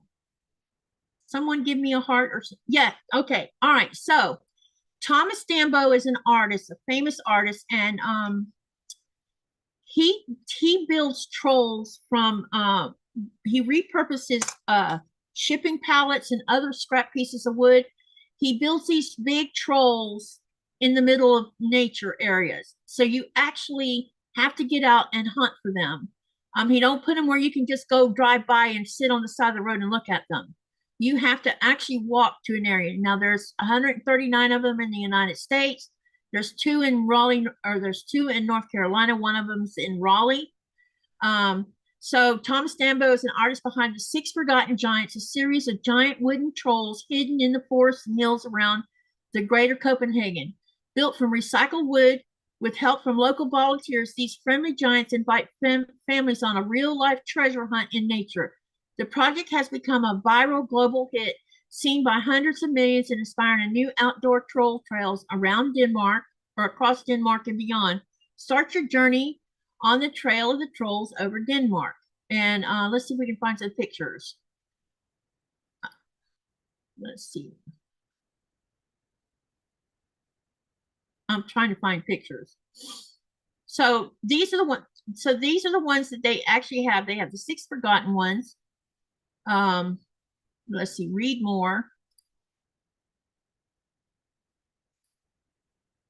Can someone let me know if you see this? We've actually been to see this one that just showed up. Let me know if you see a new screen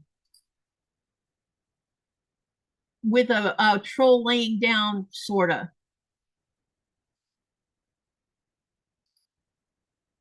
So they tell you where, not exactly. Here's what the map does. The map says it's in this general area. You have to get out on foot and go find it. And a lot of times you'll run into people coming back from one. Okay, so this troll we saw, this one is in Albertson, and we saw this one. I've got pictures of this one. And I also in this little park where this one was at, there was some big, huge tree where a big tree had been fallen, and the tree was as big as, like, as tall as Nikolai is. The diameter of the tree was half his height. So there is ancient trees in Denmark. This one I have not seen. So this one will probably be one we're going to go looking for. But they make you look like a little person when you're standing in front of it. Okay, that's the only pictures for that one. So let me go back to the other page. Then there's one here. It says Swalholm Lake. And like I said, it gives you an idea of where it is, but you have to get out and hunt for it. This one's laying down.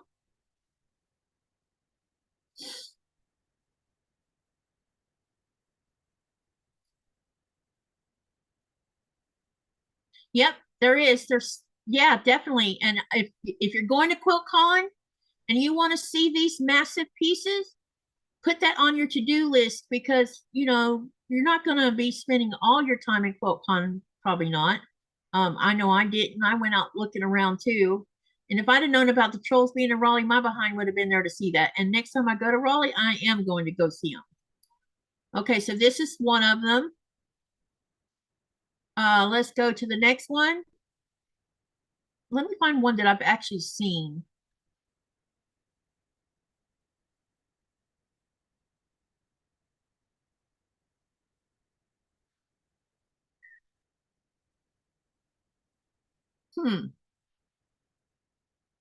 Oh, here's one. This one's in Sycamore. This one is so cool. And the reason it's so cool is because you have to hike through a forest to get to it. And it's up on top of a hill that overlooks a valley. And I actually have a picture of this, and there's a picture of me standing in front of it. Oh, they were last year. Okay. Thank you, Sean, for updating me on that. So this one is humongous. I have a picture of me standing in front of it. But this is in the same town as Nikolai's biological dad. So we will be more than, I don't know, we might go see it or we might not. I don't know. But I already have pictures of it. I want to go find trolls we haven't got pictures of so I can photograph them and check off that we found that troll, because it's a lot of fun when you're hunting for them, because you get out in nature, and being out in nature, you guys know how I feel about that. It's a wonderful thing. Okay, so now you know what the trolls are. And that Thomas Dambo was supposed to go. Oh, so those ones he was going to do in Raleigh, I think he was supposed to do them in 2020, but the pandemic happened and he had to cool his heels. Yep, there you go. So you guys know about the trolls now. So make sure you go see them if you have the time during your trip to QuiltCon. All right, I'm going to stop sharing the screen now. All right, so now you know what that is. How far are you from Denmark? I have to fly to Denmark. It's a 4-hour flight from here to there.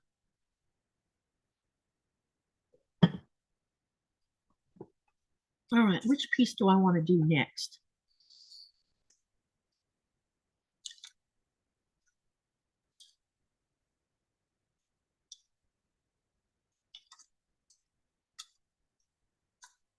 let's do the bottom first, which means I need those pieces and these pieces. Okay. It's hard to decide what I want to do this in. Let's do it in the green and the yellow, because I think that'll be interesting. The bigger parts are going to be the green, and the smaller part is going to be yellow. And then to trim that yellow out, that tip of that yellow out, wait, I know, hang on. This will go with this.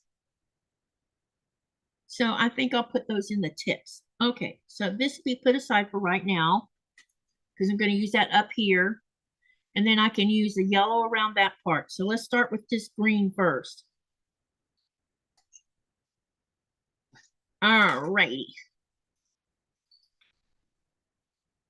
Okay, so we need some white.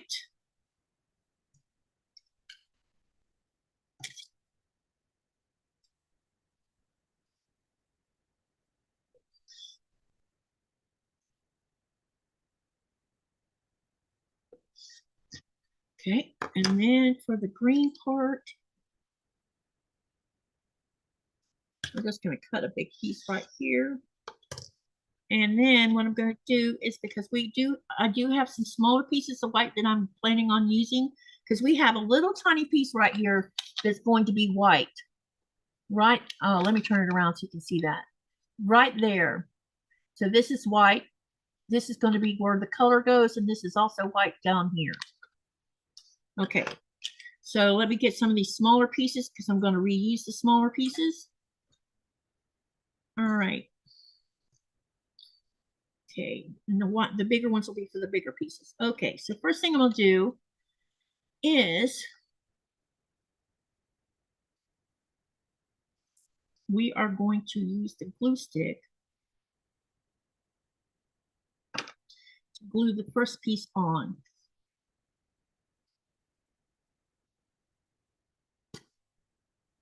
And we don't have to use a pin. Then what I'll do is I'll go ahead and trim it. Let's see here. Same thing with this one. I'm going to do 2 of them at the same time. A little bit of glue, then put it on here. And then what I'm going to do is I'm going to go ahead and put the seam allowance all the way around this so that I don't have so much bulk to deal with.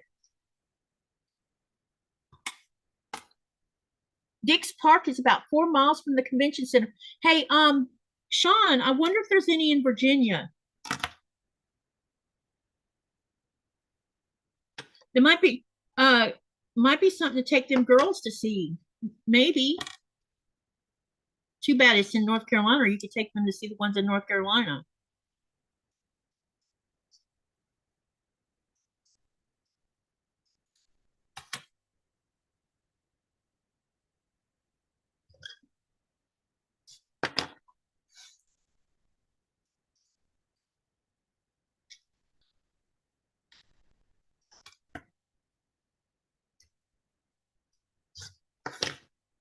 All right, so we got this cut.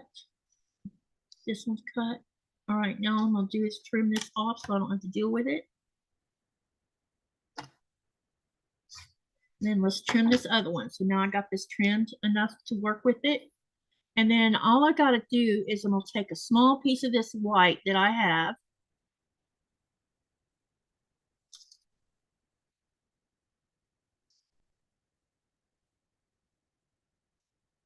And I can reuse this piece. I should be able to tote it over. Let's make sure that I'm going to have enough. Yep, it looks like it. Yep, we should be fine. So I'm going to pin this on here in place. And then this piece will be ready for sewing. And then let's get this other piece over here that I need to work with. I need to trim it. Yeah, I need to trim it. Let's put the seam allowance on first.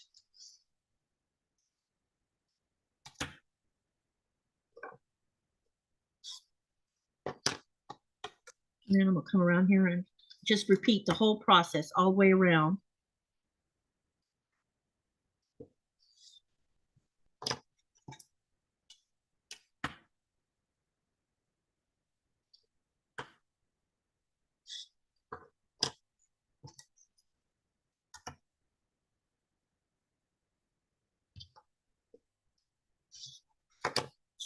Okay, now I need to put the seam allowance right here where we got to put that small white piece,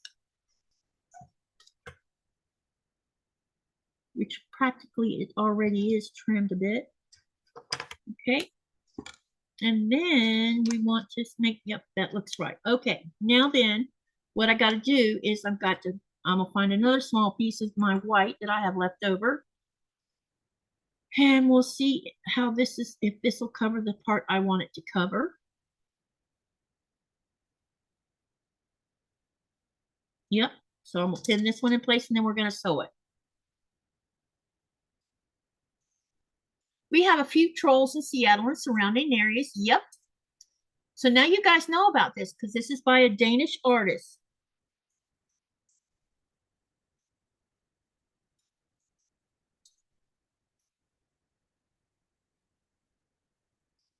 So anyway, back to what all my plans are. So we're going to go troll hunting. We're going to go quilt shop hunting. Christina Stromberg has given me a list of places I might can find. I'm hoping at least I can find one actual quilt shop while we're there. I'm also going to find some secondhand shops, you know, used furniture shops or whatever you call them, and see if there's any sewing machines in them. You never know. Maybe I'll come across a single featherweight. Doesn't hurt to look. The most likely place will probably be in Copenhagen, because I'm going to go to the shop where I bought my 6700P because I want to talk to their service technician about my sewing machine. There's nothing wrong with my sewing machine.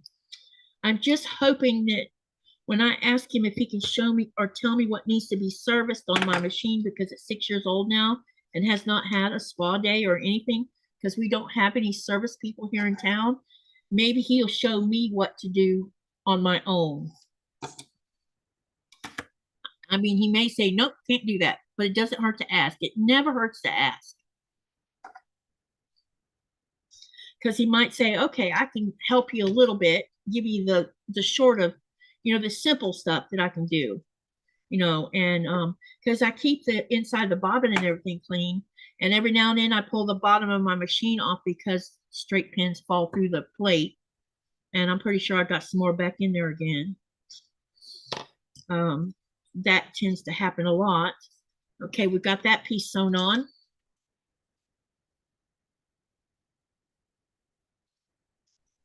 Look at that camera, makes this look blue. It's green. Even that camera makes, it must be the ring light that's teasing it. All right, let's sew this piece on. And then all we have to do is get the other side on, which is white.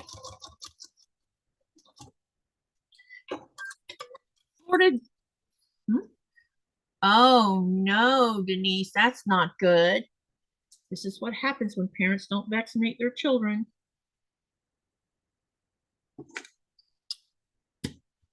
And the downside to this is, I'll tell you guys a little story. Oh no. Houston? Wait. No, oh, I was about to panic. I am gonna panic. I have to take this off because something's wrong.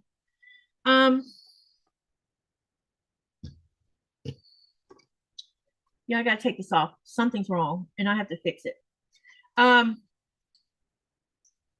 This was before they came out with the chickenpox vaccine. I think that vaccination came out, I don't know, 2 or 3 years after my children had chickenpox.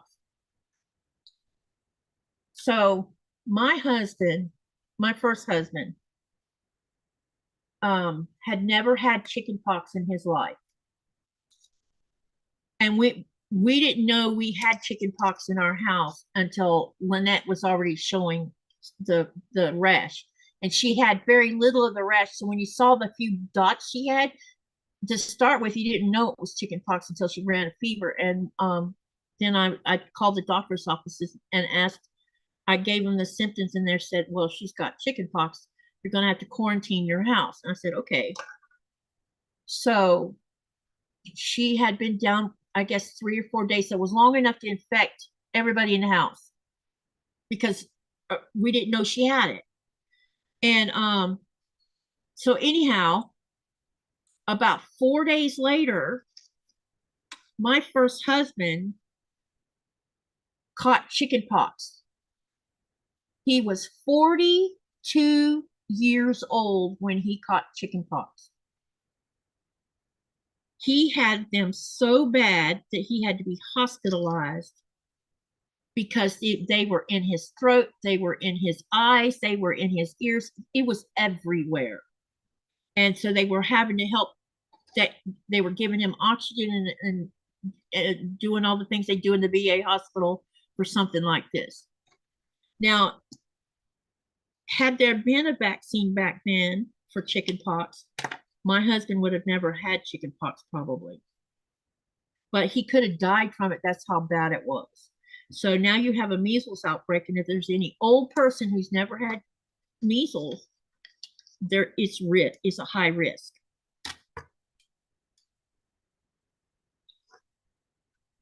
But I never seen chicken pox so bad. I mean, he had them bad, and then Thomas and Kristen, they had them bad too. I mean, it was like Lynette got off on the easy end of it, and the rest of them didn't.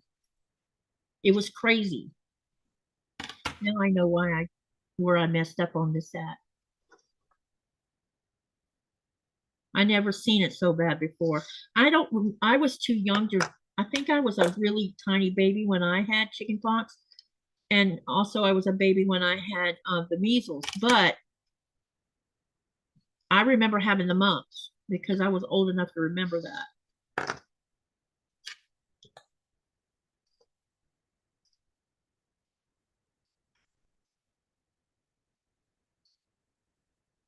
Are you interested in one of the, oh, that's my bot talking. There may be some info on YouTube or internet if you search. You mean for sewing machine shops or quilt shops, Denise? Which one are you referring to?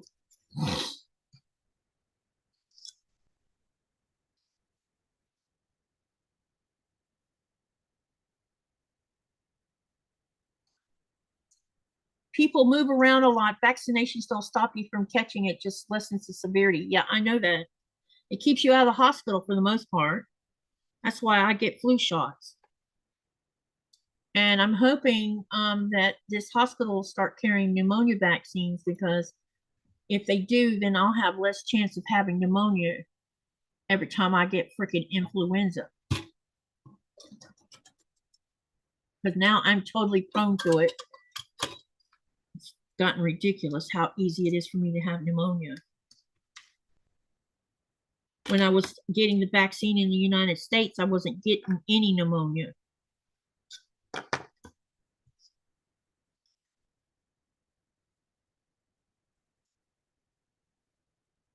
Because once you contract pneumonia the first time, most doctors will recommend the vaccine to help with combating repeat. Because every time you get pneumonia, it destroys the parts of your inside of your lungs. And that's why I have a 65% lung capacity instead of what I used to have. When I first moved here, it was 85%, and it's dropped down to 65%. But during that time frame of 14 years, I've had pneumonia 4 times. Before I moved to the United States, from the United States, I'd had pneumonia 6 times.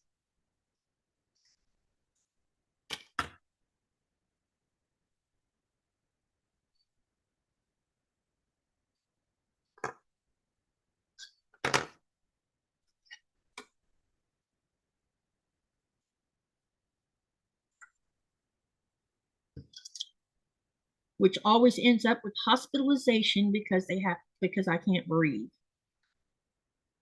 unless they catch it early enough. The last 4 bouts of pneumonia, I've not been hospitalized because we caught it right at the onset. I knew I had pneumonia the minute I woke up and could hear something in my, what sounded like crackling paper. And so I went to the doctor and they treated me. The last time I had pneumonia was in 2024.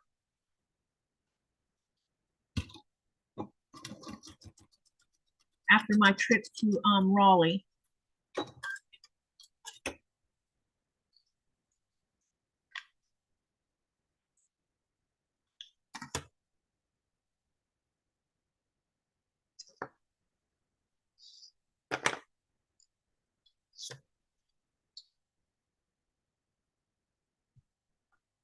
Sewing machine maintenance.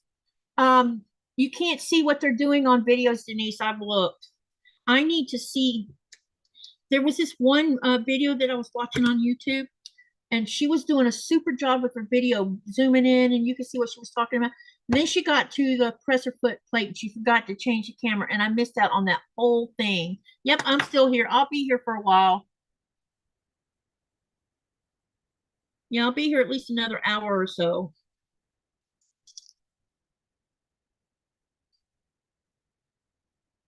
Because I need to be able to see, and a lot of these videos, they don't get in close enough where you can see what they're doing. And I need to see at the same time while they're talking. I have yet to find a video that's perfect, I guess, is what I'm saying. She had a good thing going until she forgot to put the camera back. And I'm like, dang, she was talking about something I had questions about. And I couldn't see what she was pointing at. So that was too bad. I missed out on that part because there's 3 different plates that come on this machine. And she was explaining each one in detail. But you couldn't see because the camera wasn't pointed. All right, got the next piece on.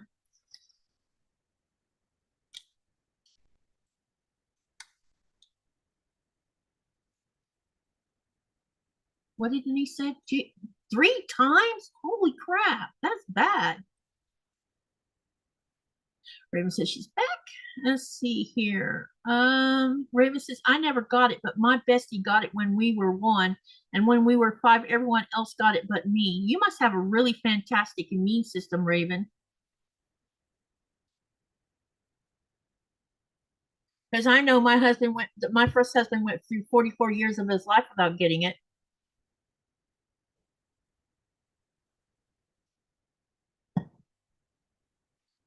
Shingles is nothing to play with, I hear. Where's the other small pieces of, oh, right here. Okay, now, what do I want to put as the tip on the end of this? Let's use, uh-oh, I forgot to sew the piece on this one.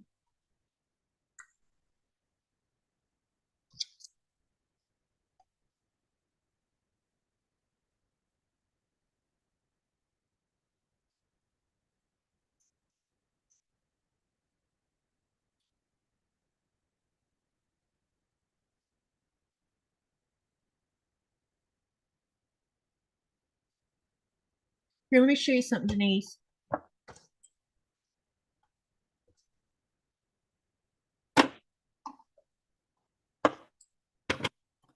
What I want better information on is to explain all the markings on this plate in detail. There is no such animal. She was explaining these in her video, but she forgot to turn the video on. And I would love to know what each one of these, yeah. Because I don't know where the 1/4 inch is on this plate. I can't see it. I see 1/4 inch way down here to the far right, which is weird. Why is it way down there and not down here by the foot?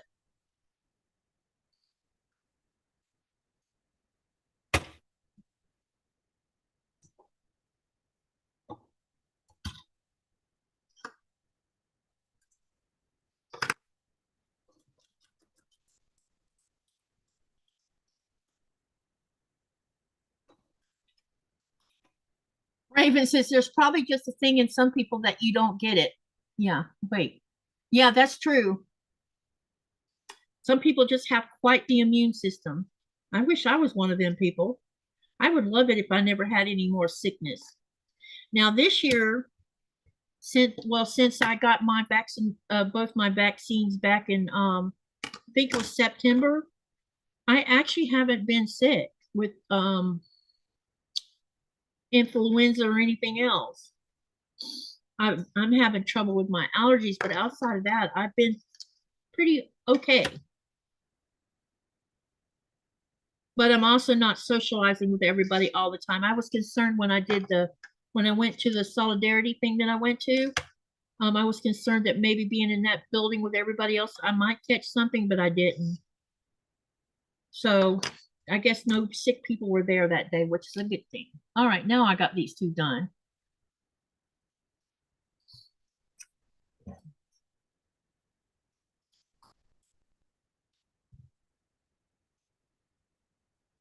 So you're gonna get an idea. I'm putting these on. Oh, you can't see this. Let me move the camera a little more. There we go.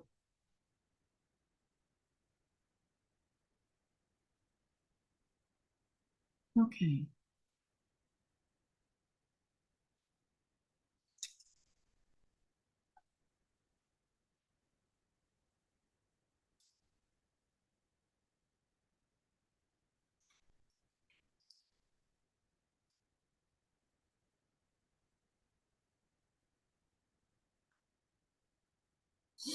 All right. Wow, that looks kind of interesting, huh? All right, let's do these two smaller pieces I gotta do. All right, this is D and this is F. It's going to be around like this. Now I got to be really careful because there's only one little piece that gets color. All right, now what color do I want to put on there? Let's do yellow, mellow yellow.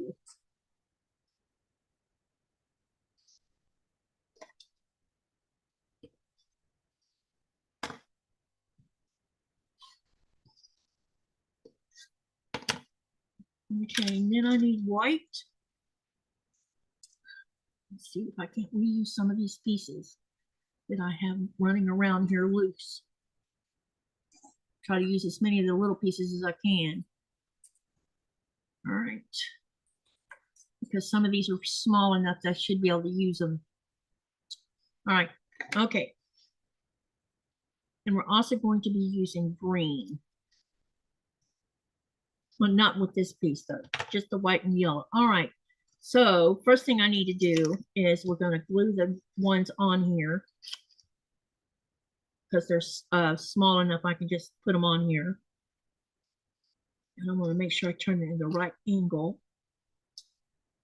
All right, so let's put this one on first. And then what I'll do is I'll seam allowance it.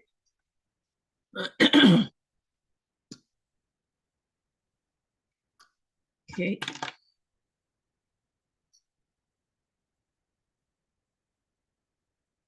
All right, well, let's get the seam allowance trimmed on it.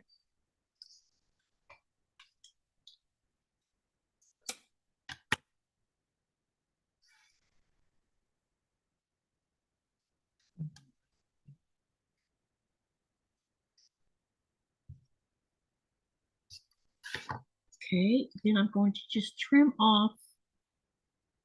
Actually, I think I'm gonna leave this alone for right this minute. Okay, now I need to see what one of these pieces I can work out. Okay, let's see what I can work with.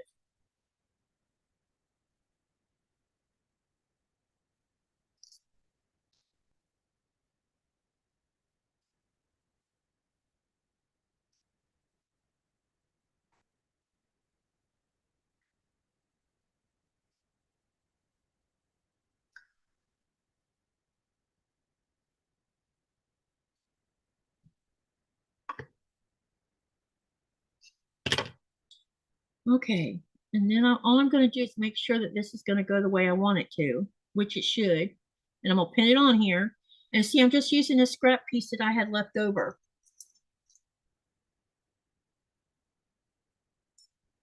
Where is your manual? Down here. It doesn't show the breakdown of that plate, Denise.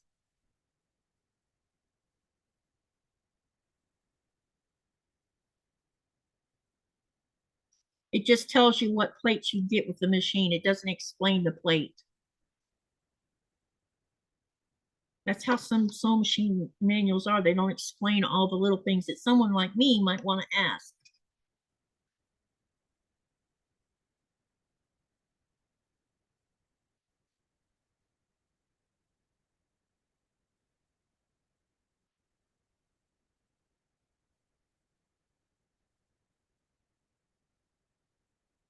So what I'm doing is I'm doing the other piece too. I'm lining it up where I can, yep. Okay, so we're going to go ahead and pin this one on. That way I can go ahead and change or sew both of them. I like the mellow yellow, Katie. Can you even buy it? No. I've never seen mellow yellow over here. They have Pepsi products over here. Every now and then you might see Mountain Dew, but because they have Fax Conde, I think most everybody likes the Fax Conde over the Mountain Dew. I don't drink Mountain Dew or Fax Conde. Anything with sugar in it, I don't drink anymore. Except if it's a chocolate milkshake, then I'll drink that. But they don't have chocolate milkshakes here either. The only way I can get a chocolate milkshake is when I come to the United States.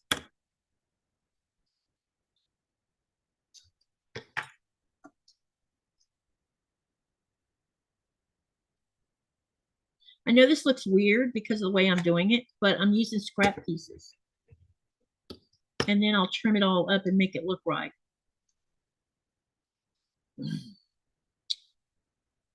Okay, hang on a second. I need to make sure this is laying down flat because I think I want to trim off this side first.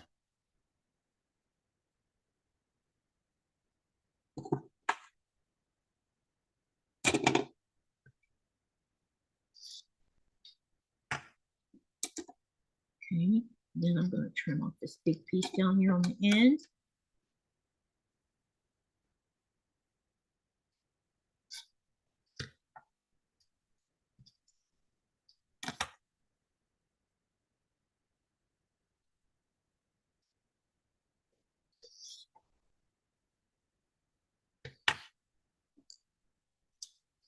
All right, so now we got that part done. Now all I need to do is trim on this one side seam allowance. And then we'll be ready for the other white piece for this one. Okay. All right, so this one's ready to go. All I got to do is put the white on the other side. Let's go ahead and trim this one as well.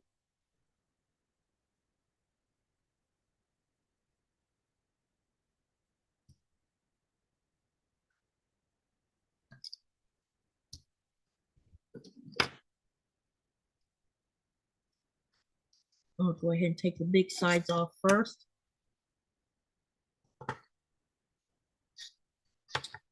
Same thing on the other side.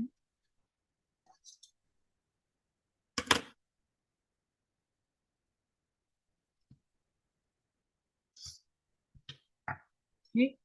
All right, now then what I need to do is we're going to trim this outside one first.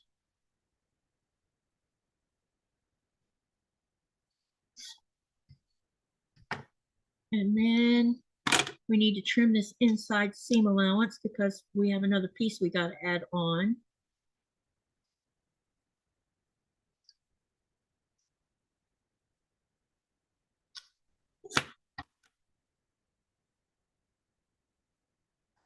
And then it's ready to go too for the next piece. Okay, so now we have both pieces on here. Now I'm going to take these two pieces because they're small and stick the hot iron on it so that the where I sewed right here will stay flat. Let's see what's being said in the chat.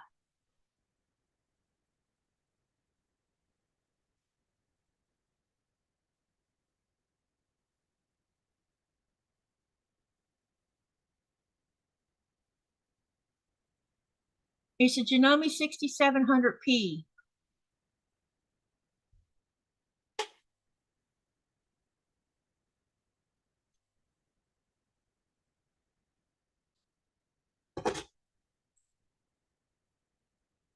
Okay, now then, let's see if any of these scraps can be worked with for this next piece.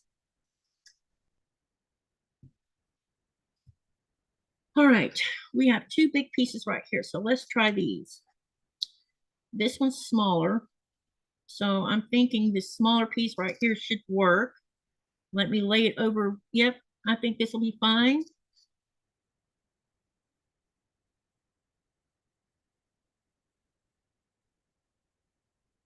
Going to pin it.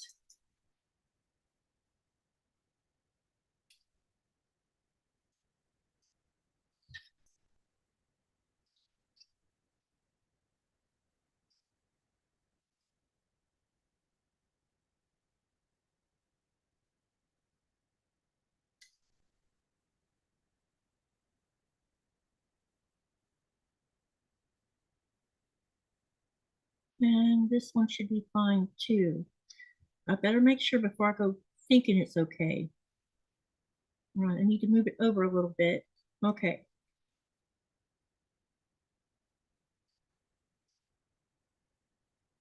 Good thing I checked. Hello, Silent Jocelyn Sauce Boss. What's your name? All right, let's get this on. There is something wrong. Wait, yeah, there is something wrong. What's going on here?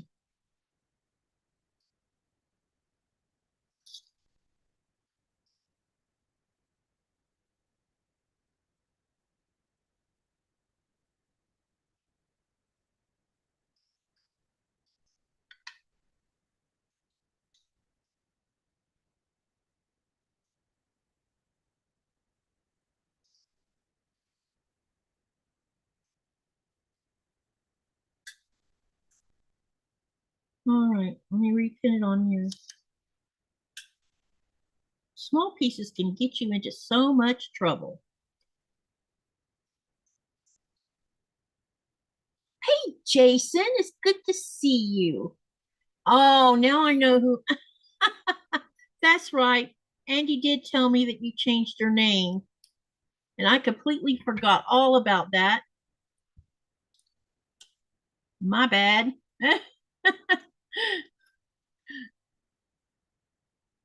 She did tell me, and I forgot about it. How you doing, Jason?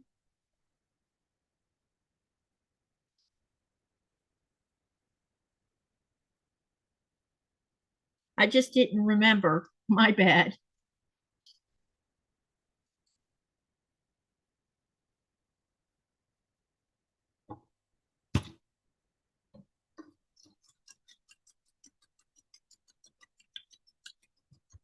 I think this just, oh, this is not good. This is not good. Yeah, I got to start over again. Hold on a minute.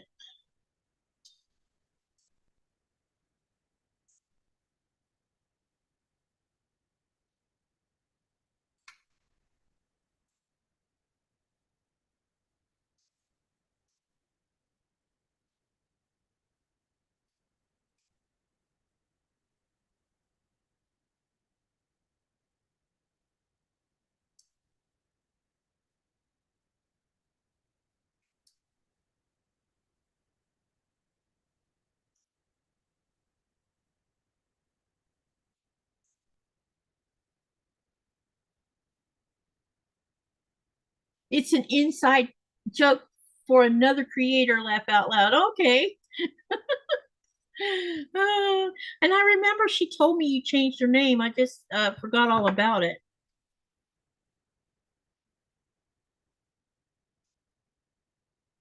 Totally forgot all about it.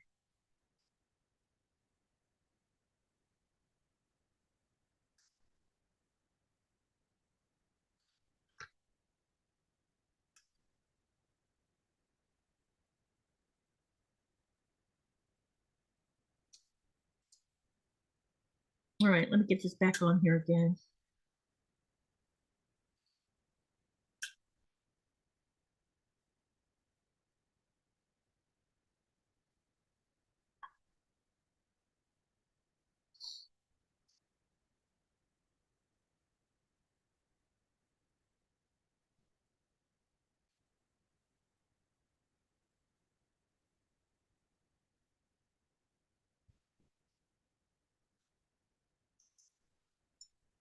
Hello, Marianne. How are you? And Jason says she's good. One more day till the weekend. Yep, always look forward to that weekend. Although I have weekends every day, I guess. I don't have a job during those winter months, unfortunately.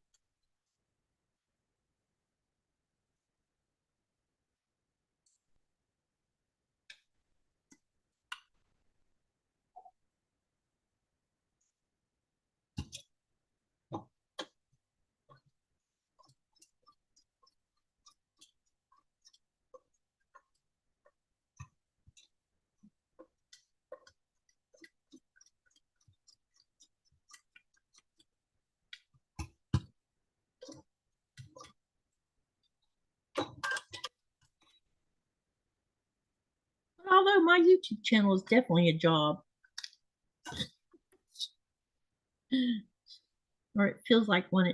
This is wrong. I'm going to have to redo this whole piece because there's something wrong with it, which means I need to take the other part of it off. So bear with me here while I deal with this problem, because I'm not going to be satisfied unless I do it right. Instead of trying to improvise, but the improvising is not working like I thought it would. It's all wrong. And it will show up in the butterfly.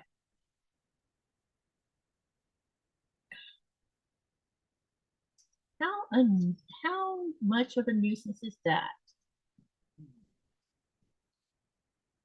So, Jason, are you still cleaning up snow or has it all disappeared now?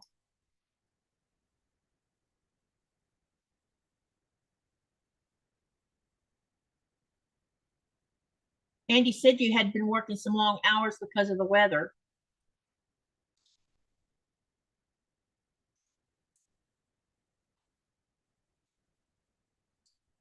Y'all are supposed to get another Arctic blast sometime soon. And while y'all are freezing your tushes off, we're going to be warm again. Right now, it's not warm. We actually have cold temperatures right now. It's 26 degrees Fahrenheit right now. And it snowed while I was sleeping today.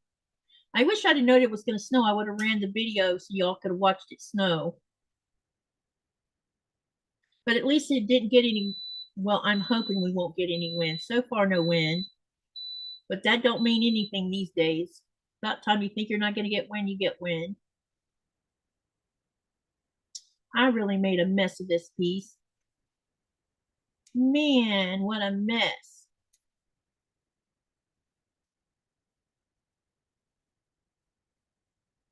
But it's fixable. So just hang in there for a minute while I get me another piece of, fabric. And we're going to make sure this is done right this time. Marianne is doing good.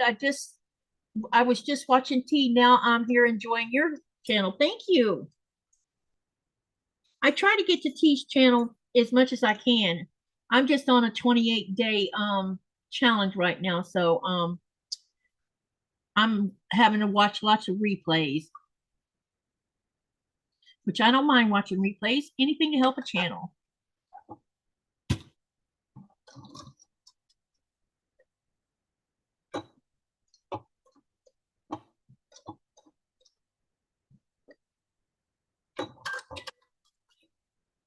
Rim says, "Oh no, I can watch my own snow."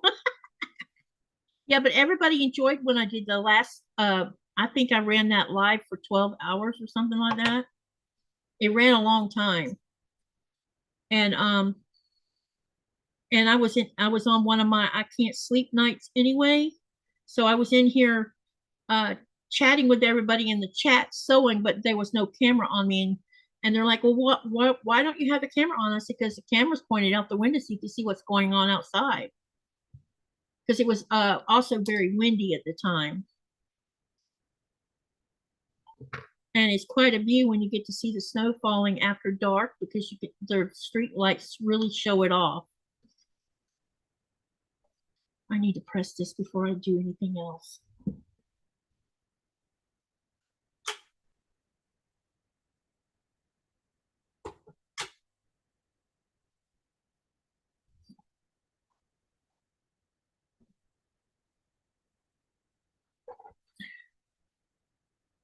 Raven says, we have 8-inch packed snow on our sidewalk.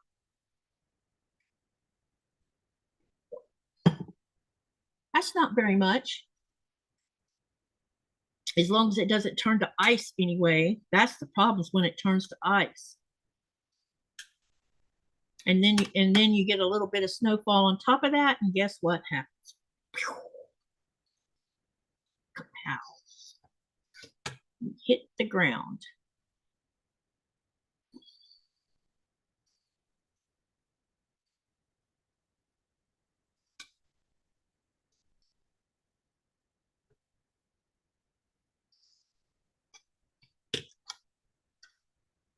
All right, let's get the seam allowance trimmed. Yeah, it's trimmed. Okay. Now, let's turn this over, and then we're going to take another piece, and I'm just going to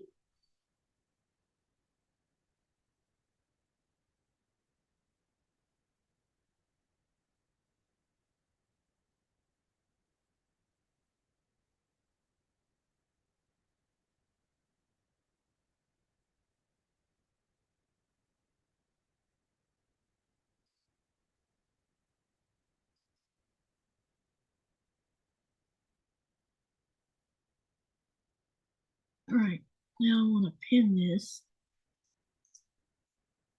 We are in a heat wave here at 61 today, says Jaja. Wow. Has the snow melted up there, Jaja? Because you're in wait. No, that's Dubrovka. That's Dubrovka that's in Canada. I need to go chip it out, says Raven. Why not just leave it there? And just let it, yeah. Unless it's become ice, then I can see why. I don't chip out anything. I just leave it. Put dirt on top of it.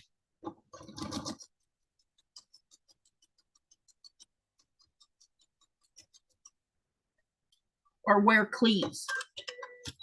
Yummy is here showing off with her 61 degrees. We didn't have snow. I'm in Washington. Okay, yeah. I forgot you're in a state, not Canada. I get y'all mixed up sometimes of where you live at. All right, we got this piece done. Now let's get this other one done and hope for the best that there's not a mess up with this. Since I'm sticking in the machine, no, I need to turn this around because that head will cause me trouble. All right, now we can put this in here and get on with this.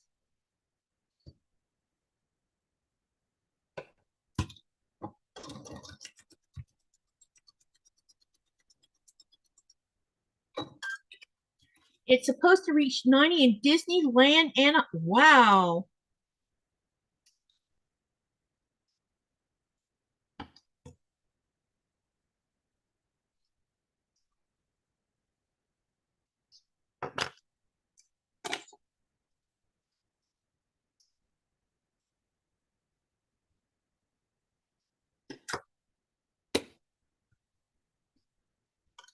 All right, let's take this over to the iron, and then we're going to start trimming this one down.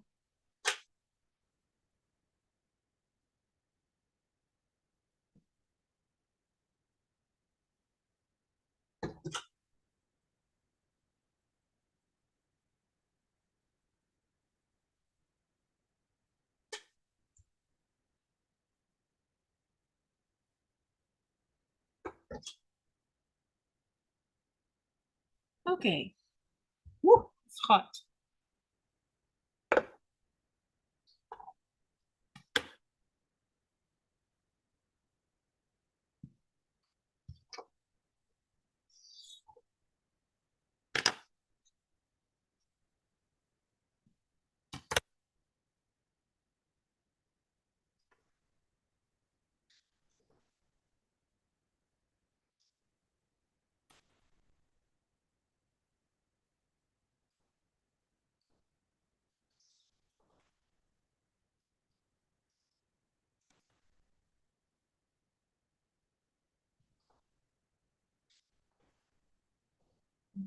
We want to put the tip off of this one.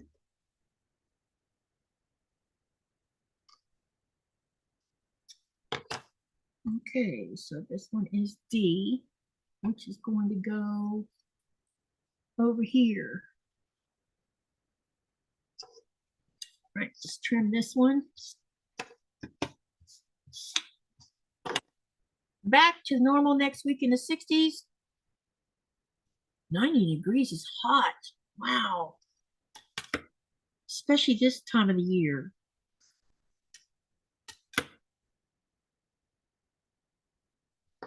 I could not live in 90 degrees weather all year round.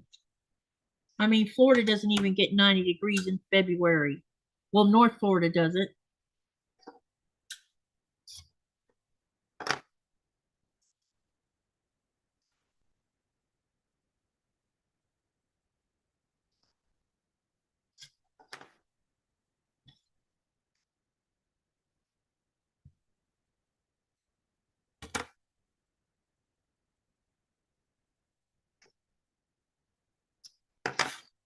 Okay, now we got this one done, which kind of looks weird. Look at that, it's coming together, you guys. Oh, now here comes the fun part. This is the hardest part of all of it. Okay. Now it's time to pay attention to what I'm doing. Let's use this piece.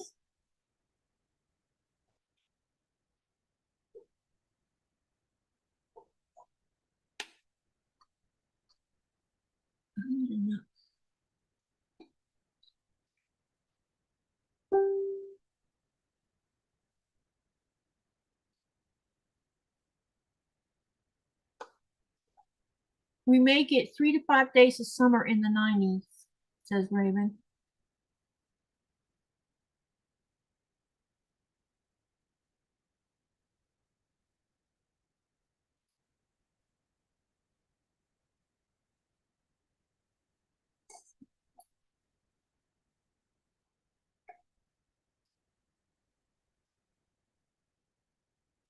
Oh, did you guys watch the little short about the fire that I posted on the YouTube shorts? Did y'all see that? I found out what the fire was. My boss told me. It wasn't real specific, but apparently either A, it was a controlled fire, or B, some little boys set the boat on fire. We don't have a straight answer, but that's all I know right now.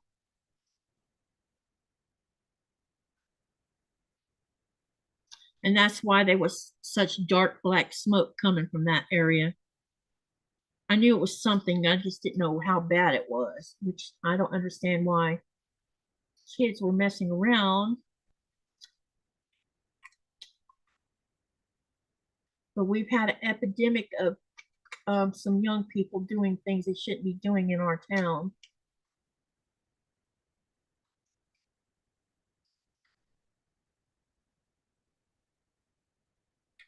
There's always, you got one or two that's got to just stay in constant trouble in every area in the world.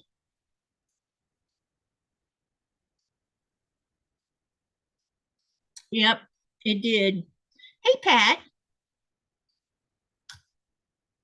So it was definitely a boat on fire.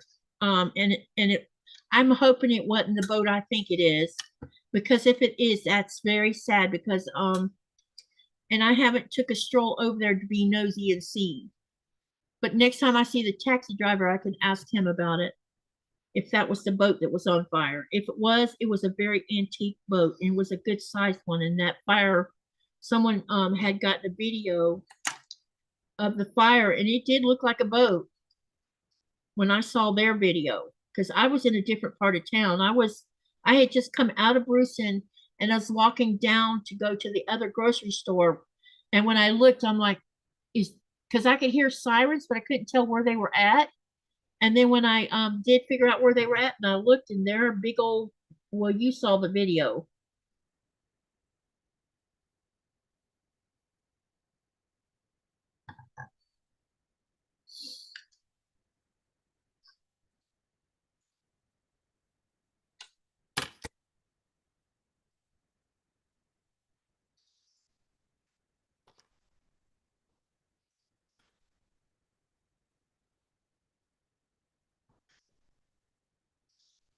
But as far as I know, no one got hurt. If it was a training exercise, definitely no one got hurt. If the boys actually set it on fire, then as far as I know, they didn't get hurt either. Because Bitsy said she didn't think there was any injuries.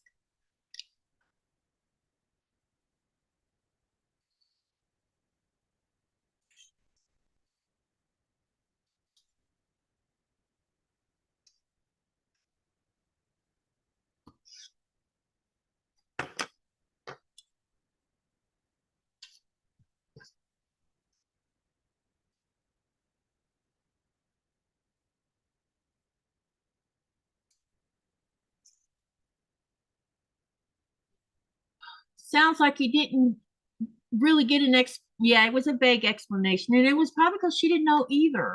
I mean, it didn't make it. I don't know if it was on. I checked Sir Mitzi up today along with K&R, and there was nothing said about it. So it must not have been something terrible, or they would have said something about it.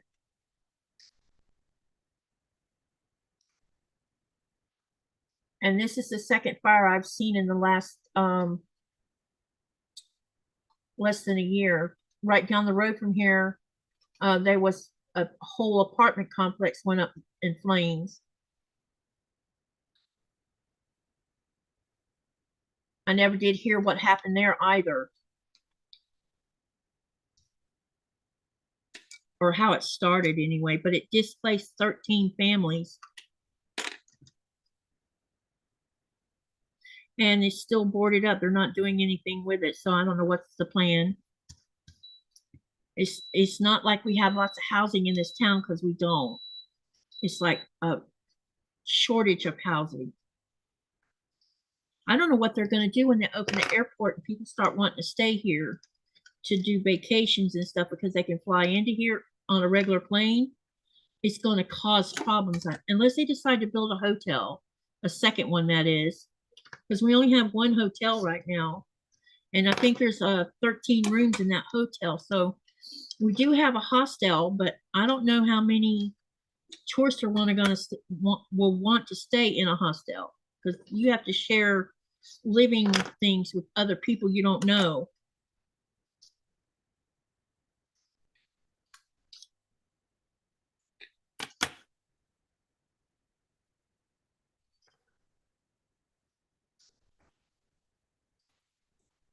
I'm sure they'll get it all figured out when things start picking up. Oh, I need to cut. Let's sew this on so I can trim it. So we have one hotel, and then we have a hostel. I think that hostel has like 20 rooms or something like that. And in the hostel, each room has so many bunks in it. So you literally would be sharing a room with a stranger.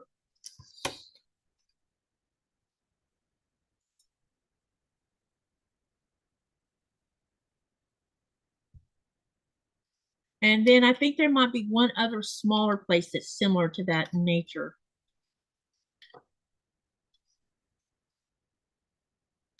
I need to go above this where I not waste so much, because I need to reuse this piece. So let's go right there and trim this off about right here, because I want to use it on this other piece. Okay, so now I have it for that piece. All right, now let's trim this down like I was planning on. Okay. So I need to run the trim on this side.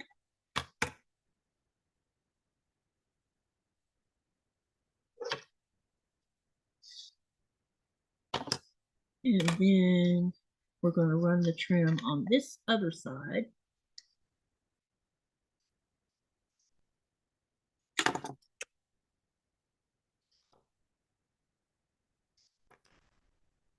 Okay, now we've got that piece on.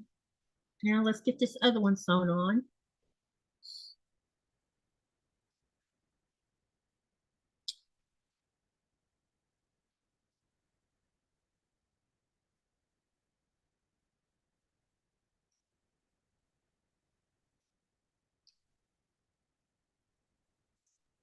Hi, Chris.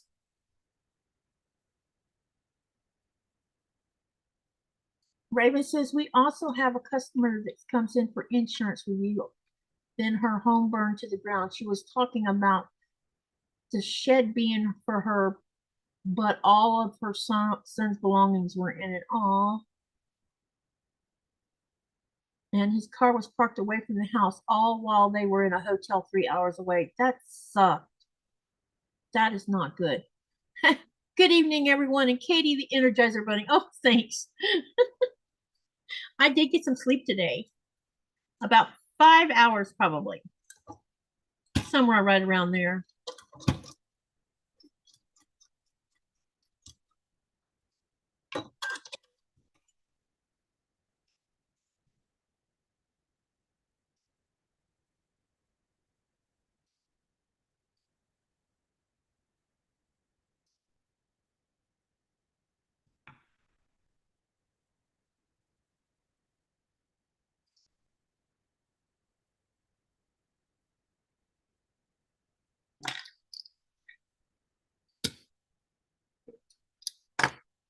All right. Now the same, I'm going to go ahead and take a sliver of this off so I don't have to waste it because I can reuse it on something else. All right, now we'll go ahead and trim this.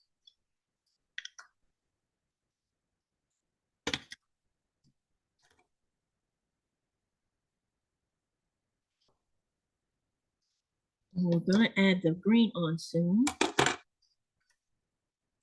It's going to be interesting to see what this pink looks like against that green, which the camera is showing is blue.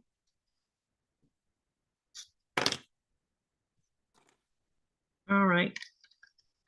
Okay, now then.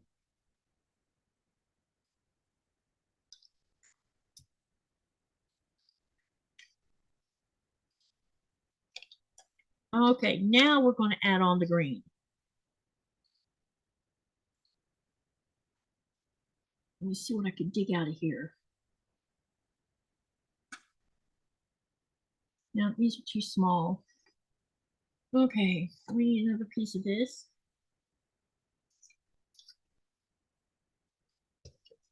Oh, I'm going to set that aside for right now. Okay, so we need to sew on number 3 first.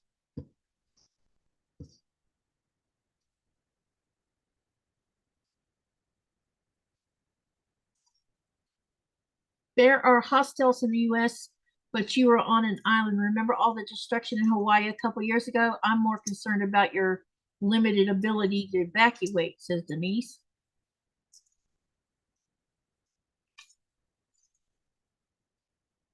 Yeah, if we had to evacuate this town, I don't know how they would do that.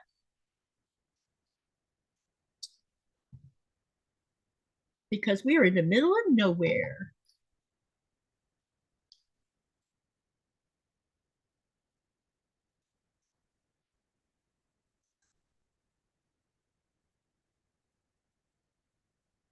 I talked to, never mind. I was going to say something, but never mind. But who I talked to made me feel better. Let's just say that.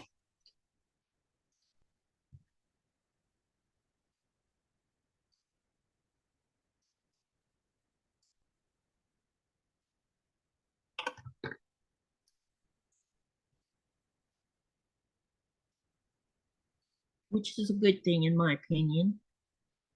Because you get worried about things sometimes. I wonder what you're supposed to do when it happens.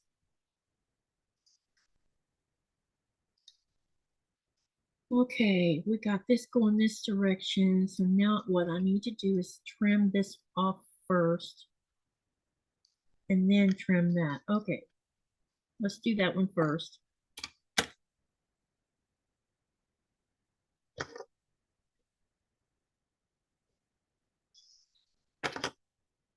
And then trim this part off.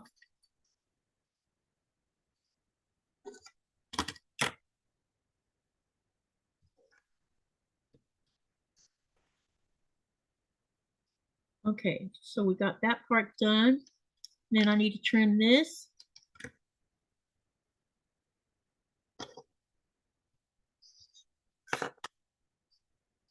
right, now what we're going to do is we're going to put the other piece or number 4 on, which is going to be the same color again, but it's going to be on the opposite side of that pink. Okay, so let's do that. And I'm just going to run this along this angle that I'm working with right now. Let me go press this first.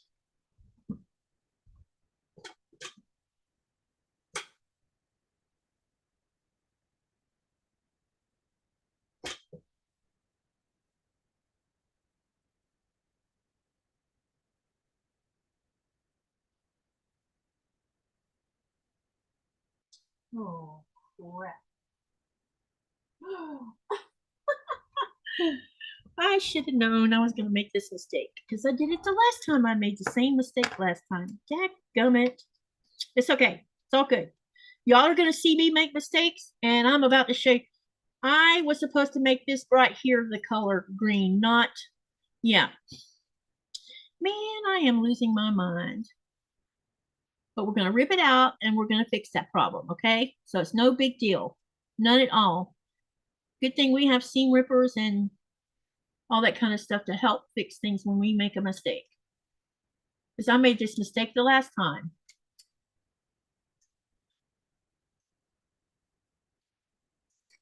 All because I didn't write something on here I should have written on here. But we're going to get it done here. It won't take long to fix it. It's all good.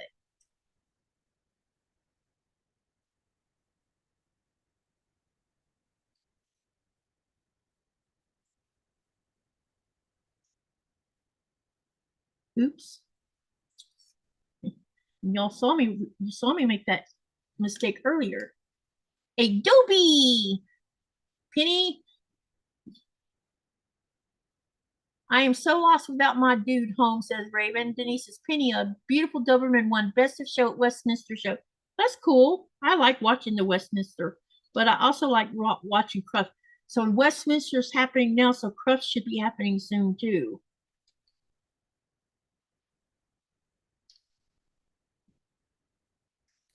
I like watching the fly ball on Crufts, and I also like watching the dog dancing show. That is so cool. Watching the dog dance with their human owner or handler. Not all of them own their dog.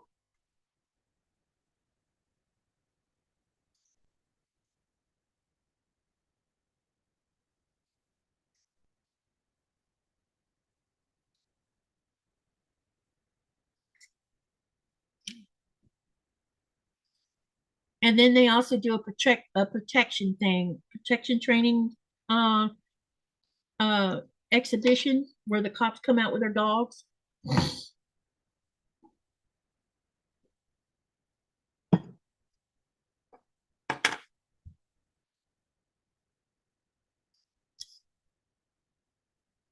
Brings back the days of when I went to dog club and did protection training with my own dogs. That was a fun time because you go through 3 or 4 levels of obedience first, and when you hit level 3, then you can start protection training and agility at the same time.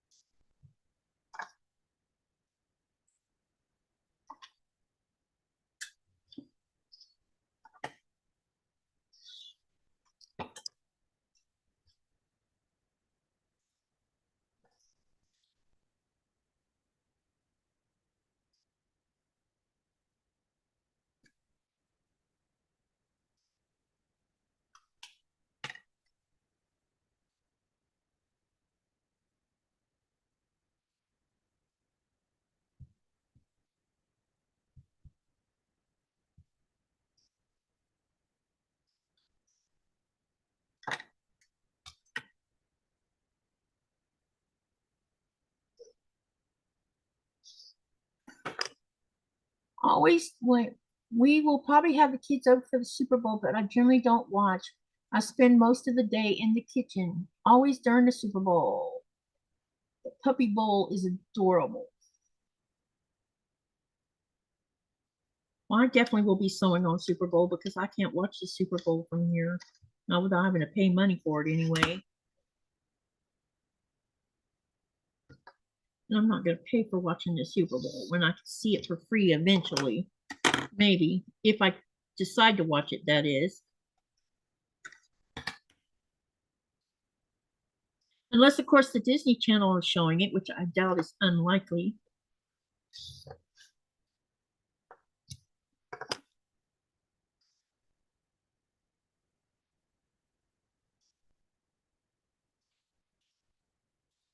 Does that look like that? That's a really good question. Because I need to trim it, that's why.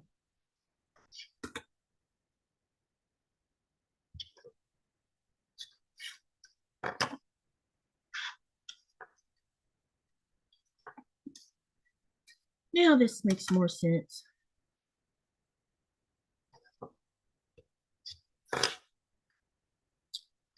All right, we got that one done. Now let's get this other one done. Because it's the same problem.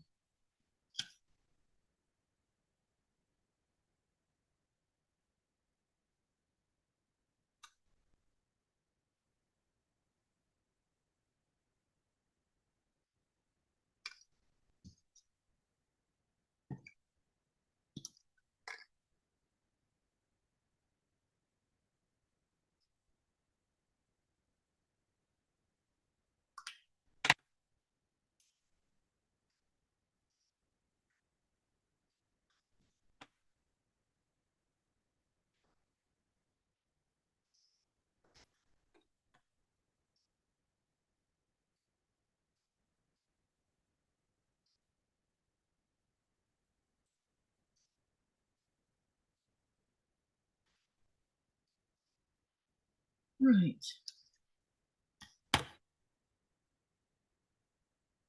Sorry, I'm just trying to concentrate here for a second.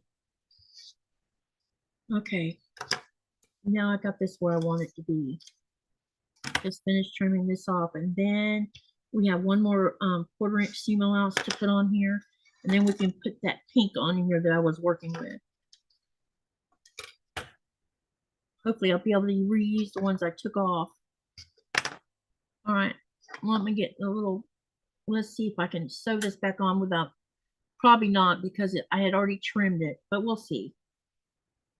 Next year, there are going to be several regular season football games played outside the United States. So maybe you'll get, where do they plan on playing them, Denise? I didn't know there was an interest in American football.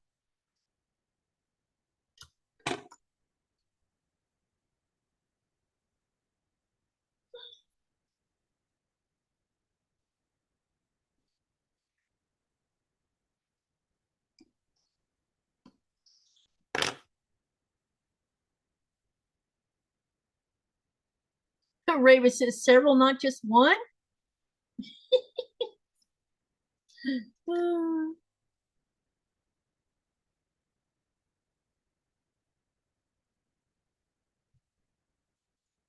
Season ticket holders are going to be mad.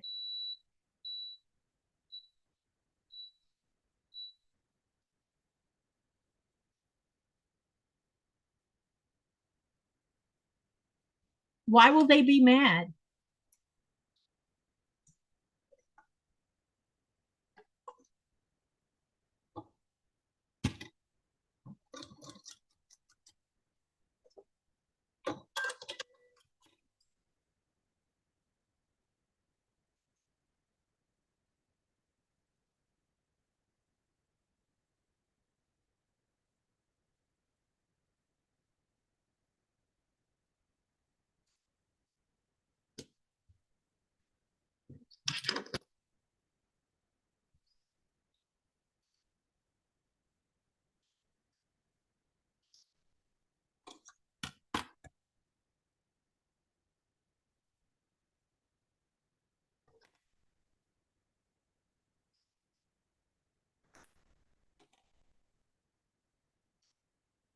No one's going to answer my question. It's about why they're going to be mad.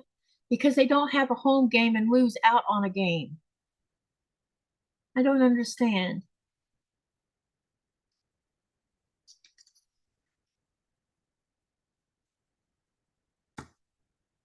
It's because they can't fly international. Is that why they would be mad?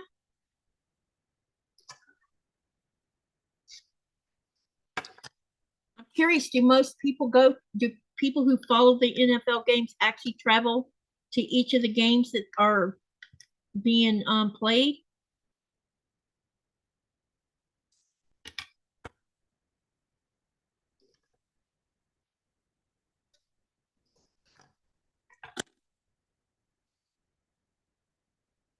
All right, we fixed that problem. Now let's get some pink on this other one.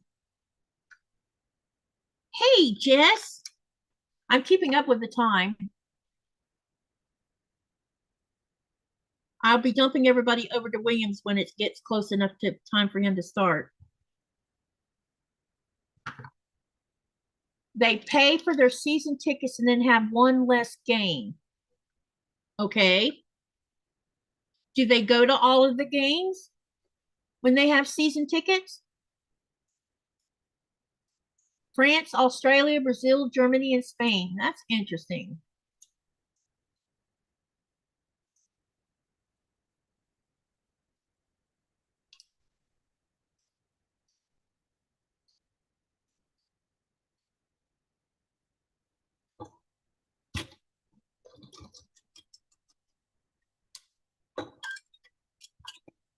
Season tickets are in your home stadium, and if the team travels, nobody gets their home game that week.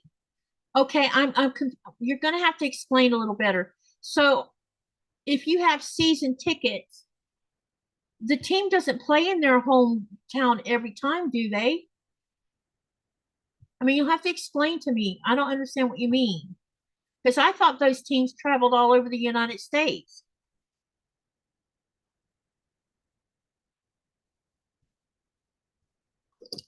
They go to sell their tickets.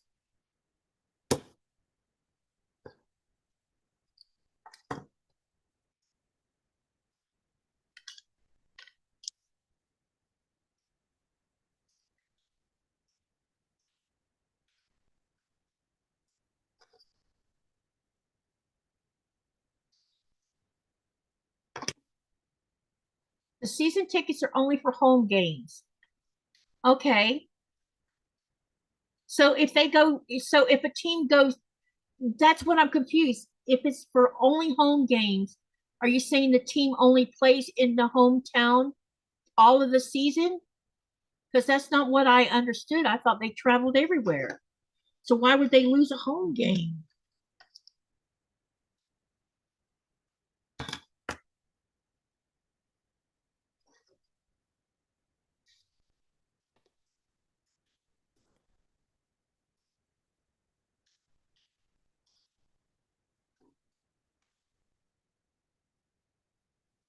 Keep in mind, I haven't been in the States for a long time, so maybe something's changed.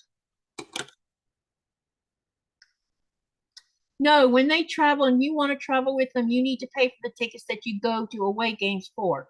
Okay, so why would going international to play a football game cause you to lose or not have a home game is what I mean.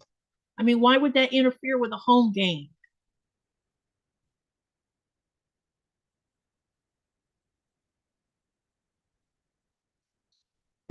Okay, Raven says they pay for a package of home games. You have a certain amount of home games. If there is more than just one one game. Okay, so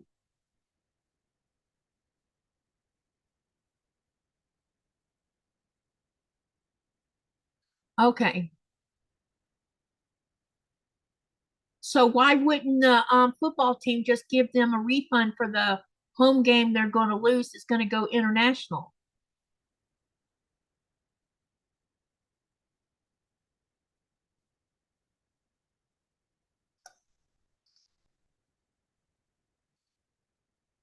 Y'all have to forgive me. I'm just asking because I'm trying to understand. One team should, but nobody does international. But someone just said they're going to play 4 different countries.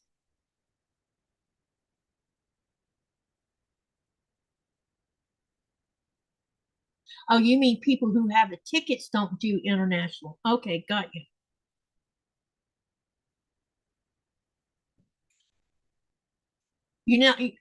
You know, they never lower. I have no idea. I don't buy. I have never bought football ticket. I've never been to a football game.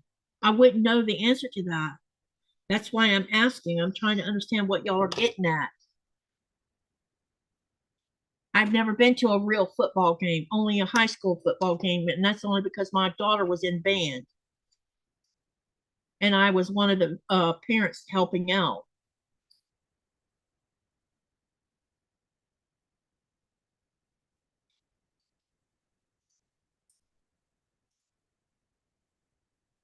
I don't know that I'd want to go sit in a big, huge NFL game. I don't know if I could stand the noise.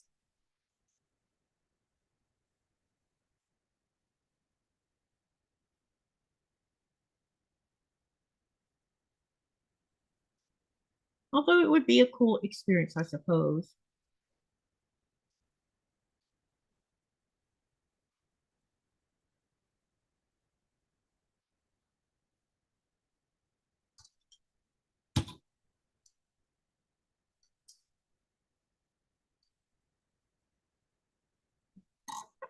Yes, four countries means 8 teams are playing away and four teams lose their regularly scheduled home game. Okay. So why wouldn't the football whoever controls tickets, why wouldn't they just refund one game then or not charge for one game if that's the case?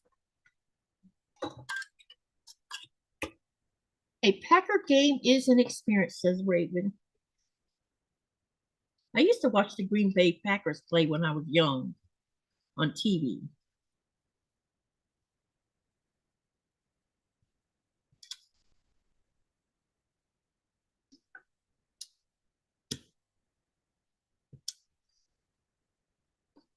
Okay, so we got number 3.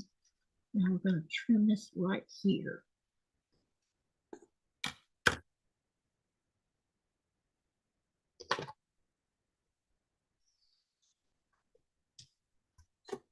Right. Then we got to trim this way.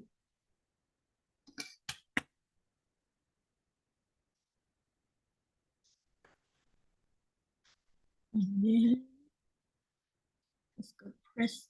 Wait a minute, we're missing something here. Oh, here we go. This is what we're missing.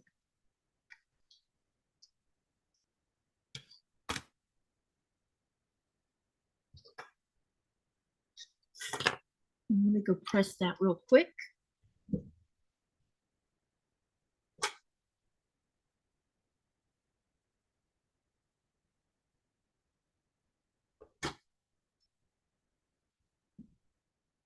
They're not lowering the prices, and the hearts want to be at the game.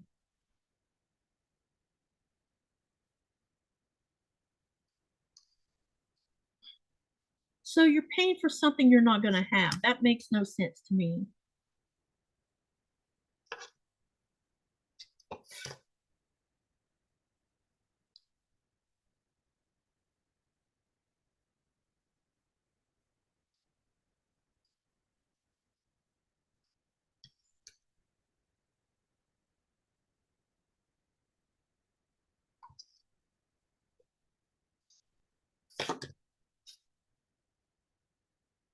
Hi, Jean. Welcome, welcome.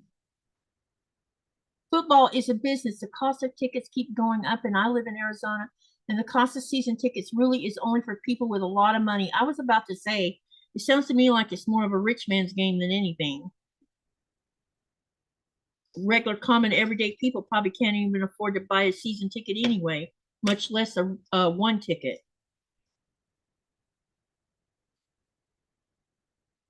Because that definitely would stop me from going if I could. I looked at the price of butterflies looking sweet, says Jen. Thank you.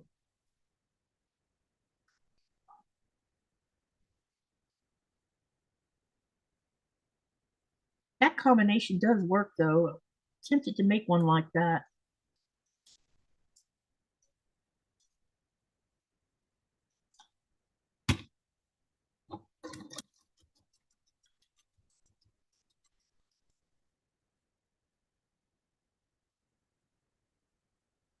Let's see here. Olympic curling doubles start tomorrow. Oh, guess what? Update. The Greenlanders are going to the Olympics, the Winter Olympics. They have secured them a place in the Winter Olympics. I'm so happy for them. That was announced yesterday, and I forgot to tell y'all. They have a position in the Winter Olympics.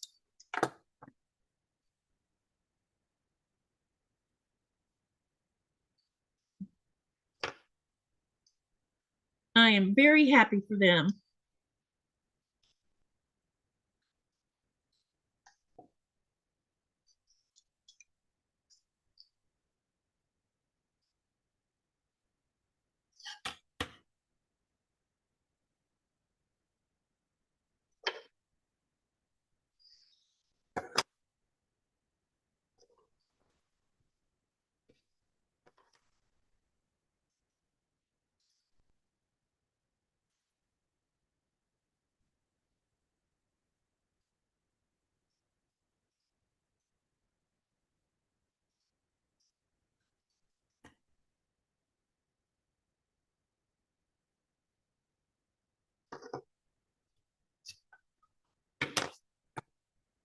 Now we'll find out if they get to fly underneath their own flag.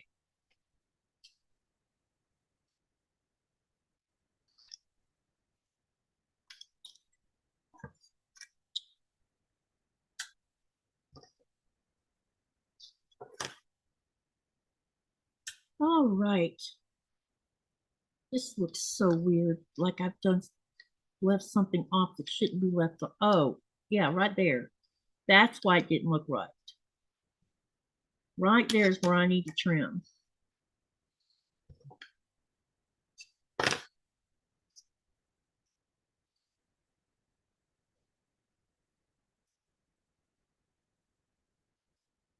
Okay, now we're going to do number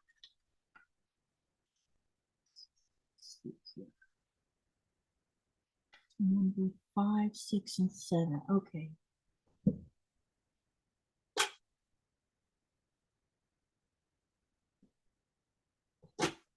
I'll be right back. I need to take a quick bio.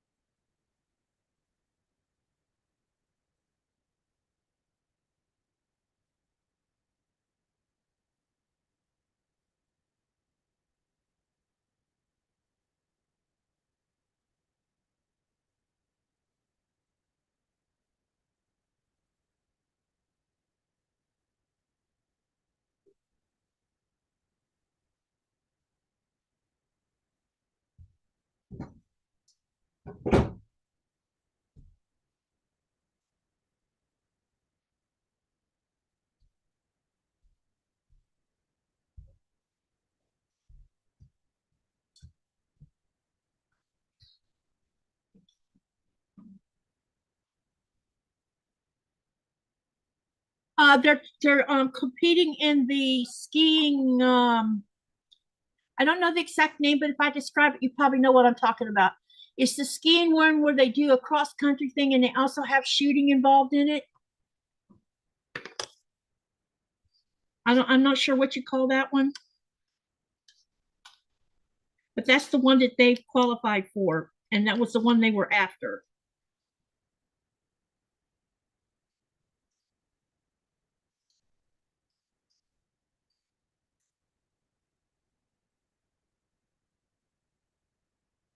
So I don't know one of y'all probably know the name of or what this actual sport is called.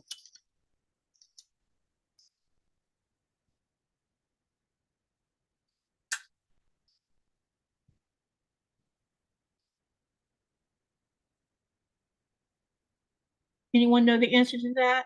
What the name of it is called?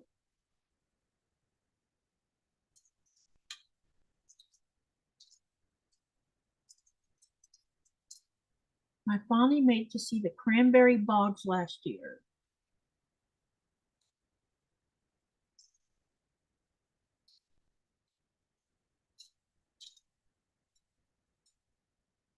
It's cross country something, I think is what it's called in the, I'm not sure.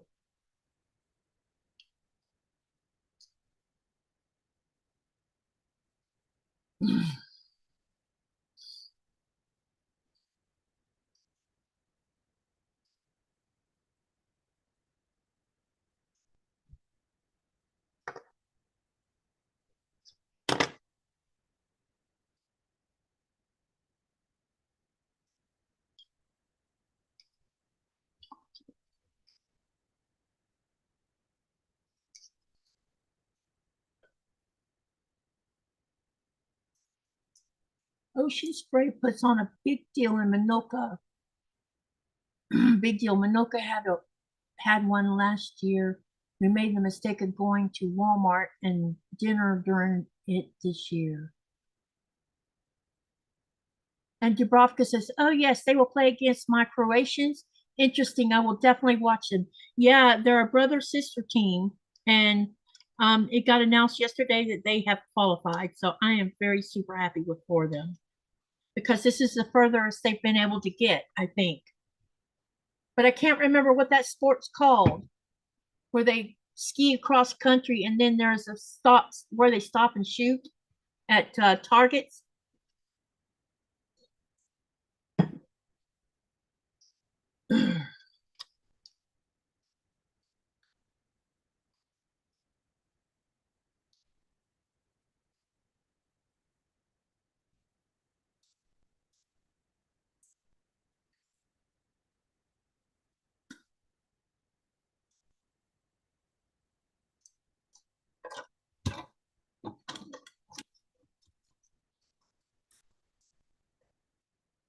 Biathlon. Thank you, Denise.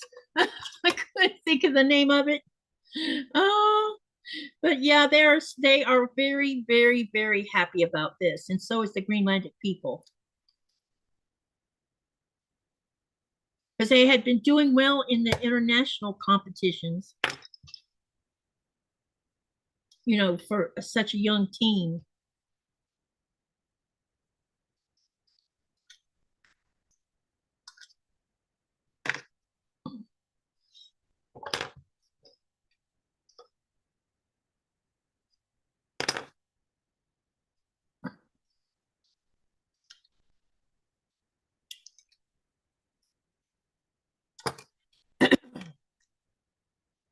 That's a big achievement for Greenland, Katie. You should be excited. I am super excited. I'm so happy for them because this is a big deal for them. And I saw where Denmark about 2 weeks ago turned over something to do with flags to Greenland. So I don't know if that has anything to do with it or not. I hope so, because it would be nice to see the Greenlandic flag being flown for the Greenlanders, because it'll really, really boost their morale that they're finally going to get to compete at an international level underneath their own flag.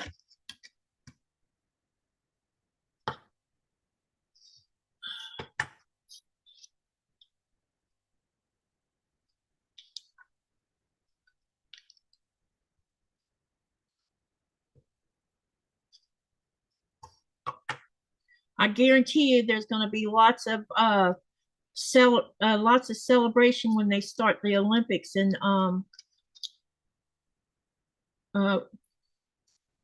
because sometimes things come to a screeching halt around here when it comes to sports. When Greenland was playing at a World Cup or something for soccer, the whole town kind of came to a halt. It was hilarious. I'm like, you closed the store for a World Cup game? Really? But I guess it was a big deal.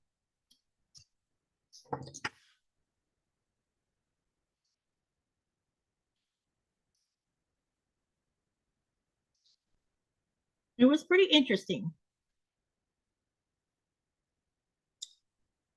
There's something wrong here.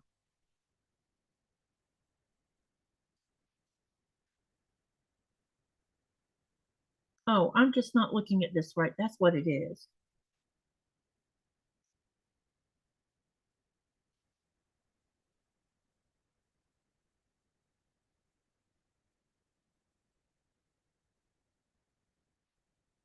Do you get I'll probably be watching it through YouTube.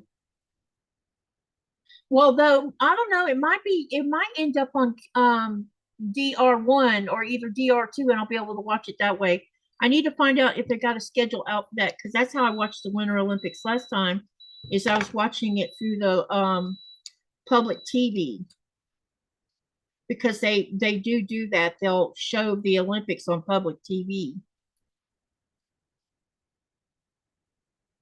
But since it's going to be Greenland participating, they might put it on KNR, which is a TV station that we have here. And it won't be in my language, but at least I can watch them compete. I don't care if it's not in my language.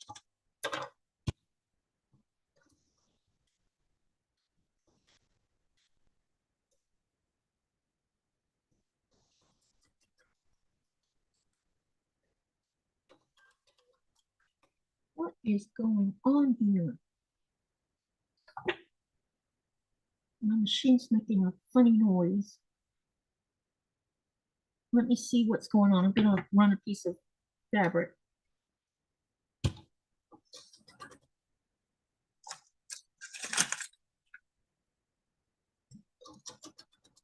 Oh, now I know what it was. Because when I hear something funny going on with my machine, I have to stop and check it out. But now I know what it is.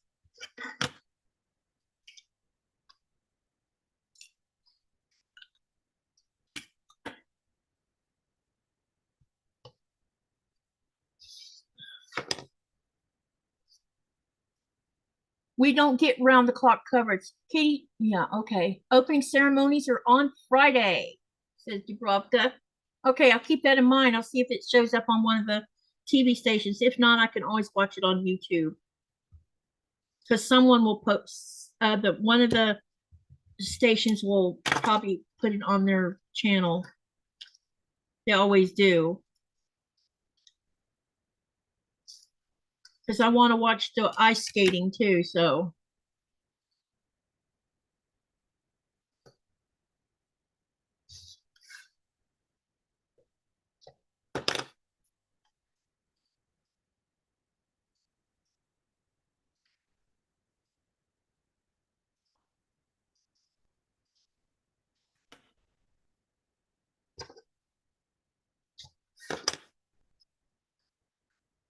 What did I do with the other piece? Because I still got to sew that one. Okay. Now then, we got to sew on number 5, which has got to go on here like this. Let me make sure I have this trimmed right.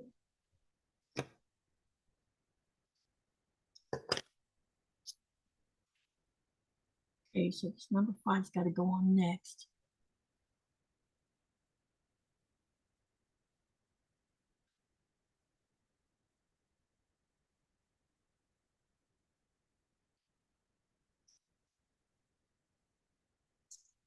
They replay it a lot after midnight. Yep.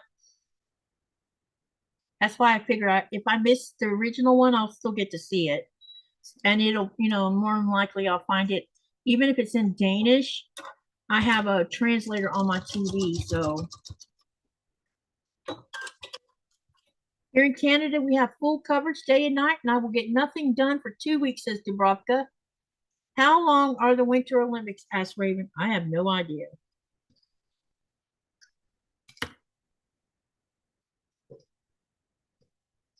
Because I only watch a specific thing and then I don't watch the rest of it.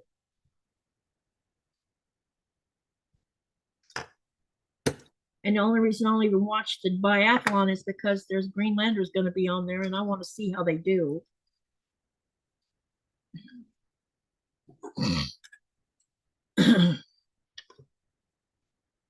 Sometimes I'll watch that ski one where they go way high up in the air and they'll go down the thing at a high rate of speed and do a kind of jump. I forget what it's called, where they do twist and flips. And I kind of like the snowboarding actually. And about the snowboarding thing is going to become a thing here in Greenland. Unless of course we continue on the path we're going on and have no snow. Because they were going to set up a snowboarding area here off the mountain back here, so that kids could start learning how to snowboard, because snowboarding is part of the Olympics now.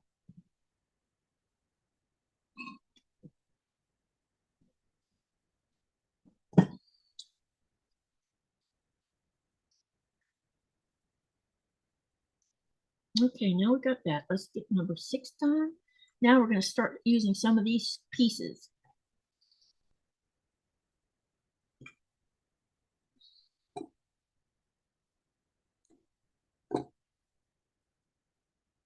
Okay, so we got number 6.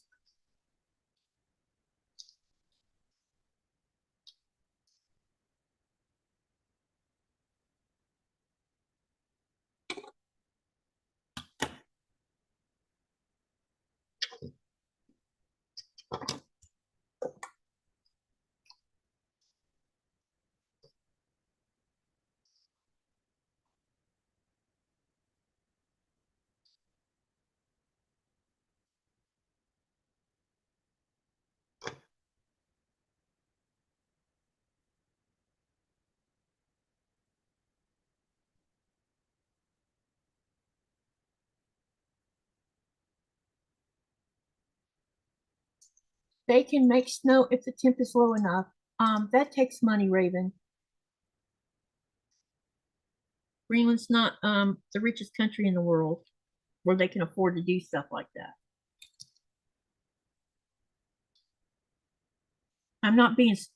Please don't think I'm being smart. I'm not.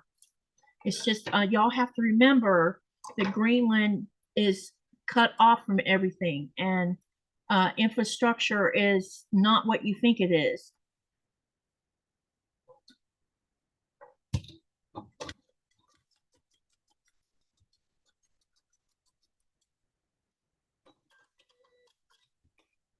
I try to explain that, and sometimes it's hard to, because, you know, I would love it if they had a swimming pool here, but that takes money too. Because if they had a swimming pool, I would go just to get good exercise.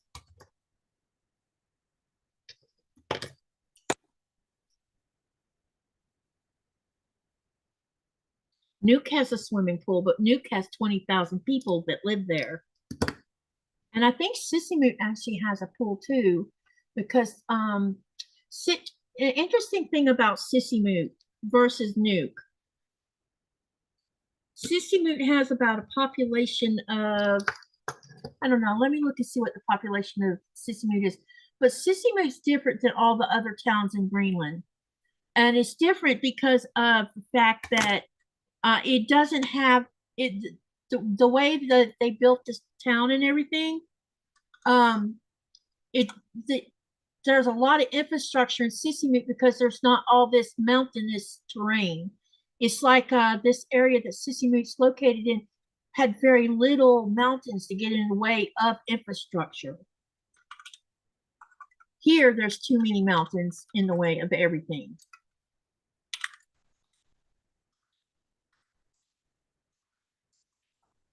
So the population is around 5,526 in Sissymoot.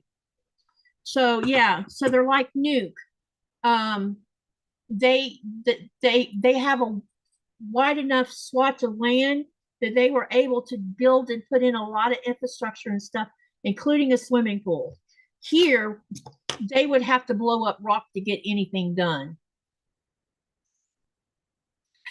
Denise says, all I need to know is it's high. Yeah, you can't escape by car. There are no roads.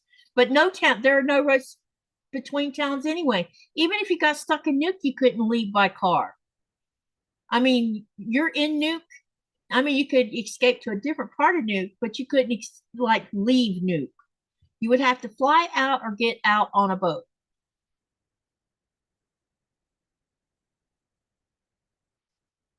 Denise, same here. I just enjoy watching. I'm not interested in medal counts. Me neither. I just want to watch them play. I'm just specific on what it is I watch because that's what I'm interested in. The rest of the sports, I don't, yeah, I don't care about. I have always watched figure skating because I think it's so beautiful. And I got more, I like ice dancing too. So I didn't used to watch that, but now I do. Why does that say number? That's not number 5, that's number 8. What in the heck?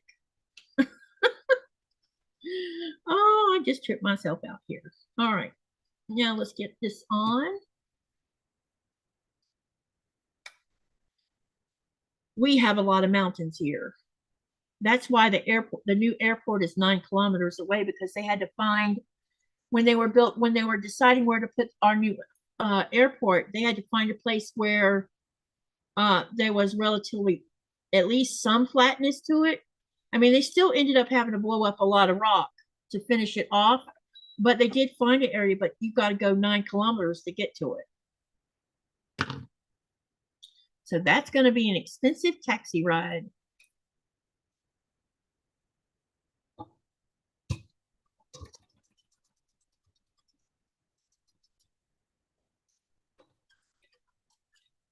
Hi, Bonnie. What's up? And y'all, all right, I need y'all's help. Let's see. I got to think about the time difference because it's 1:27 right now.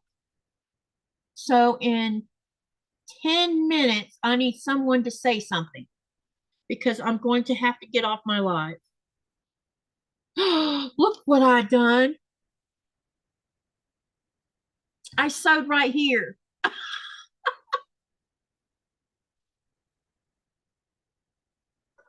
What was I doing? I was in La La Land and sewed on the wrong line. Wow.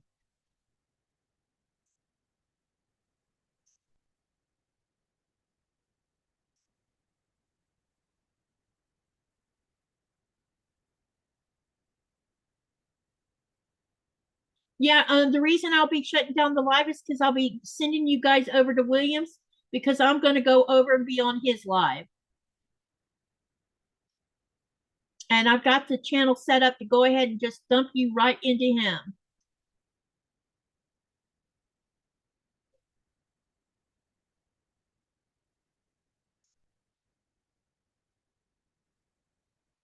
Denise says, that's true, Katie. I look at the standstill track and I say, well, just might as well stay at home. Yeah. But I had a talk with someone the other day. It was one of the taxi drivers, actually. And I was asking him questions if there was an emergency. What should I do? And when he got done talking to me, he did make me feel better. At least I'm not as freaked out about everything as I was before. So, especially because of something he said. He said that if things were to go south, we wouldn't get it wouldn't happen to us first. So it would give the government down here time to do something. So I'm relieved.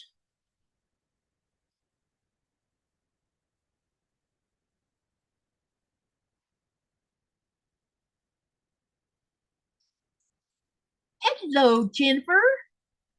Denise, I get annoyed if I have to wait 30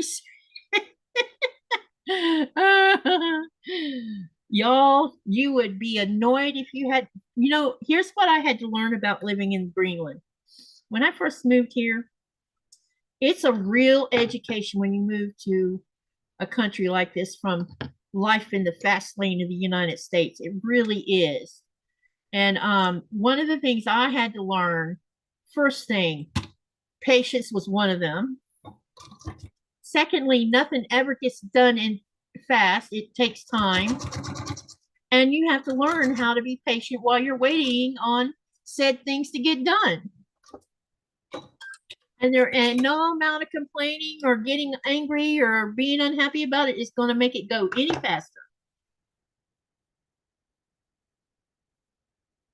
It's just a fact of life. It's life in the slow lane here.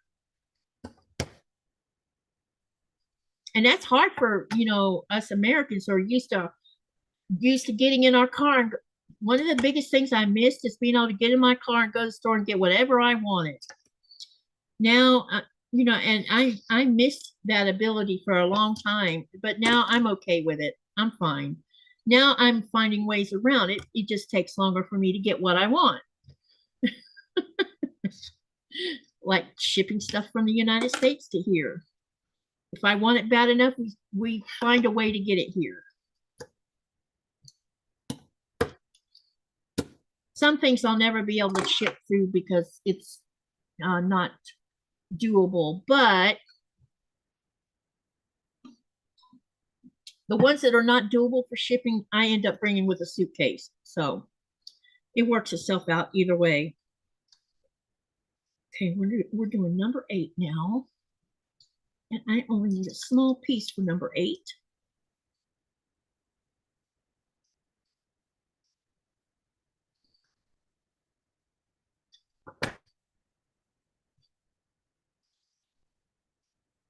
But it always does. It works itself out. I figure it out. And if it's something I absolutely just can't bring here, then I just do without it altogether. Yeah, Raven says, I am not in the fast lane here, but you have a lot more waiting. Yes, I do. You got that one right. Hi, Sylvia.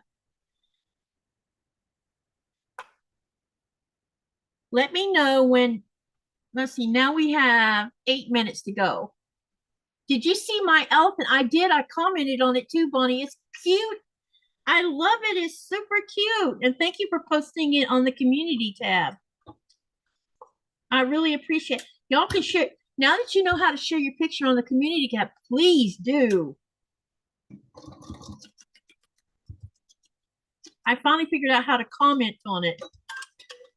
That's hilarious because I go and try to do it on my phone and it's like, why won't it let me do it on my phone? I don't understand. Uh-oh, I needed to move this further up. Okay, we're having fun with the seam ripper today.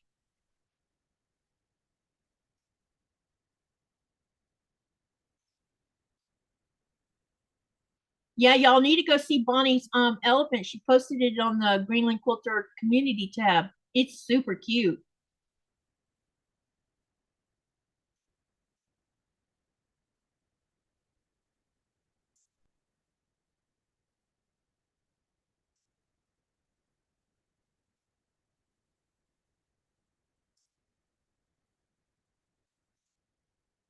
Remember the Jamaican bobsled team? They found a way to practice with no ice or snow. Did they? How'd they manage to do that?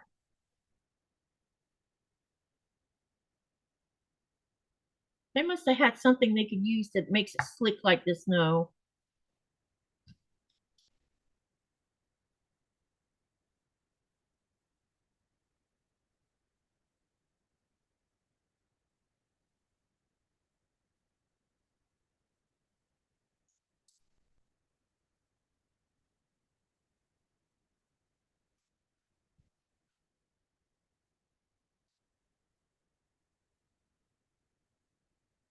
A grassy hill, says Bonnie. Interesting.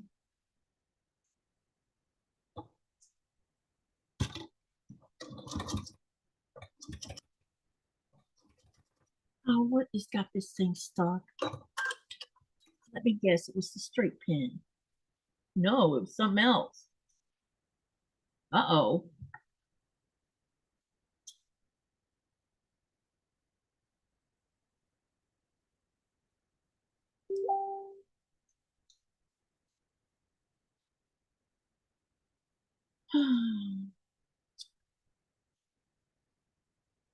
Paper piecing can be such a pain sometimes, especially when you have things going in the same spot. And I think I just heard my Facebook go off. All right, we're going to start at the other end since it's giving me a hard time.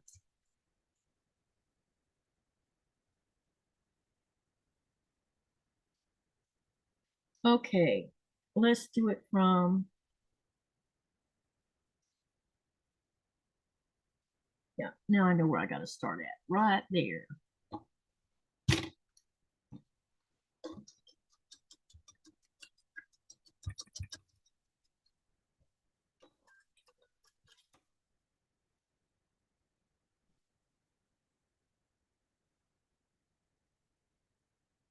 Go see Cool Runnings from 1993. Okay.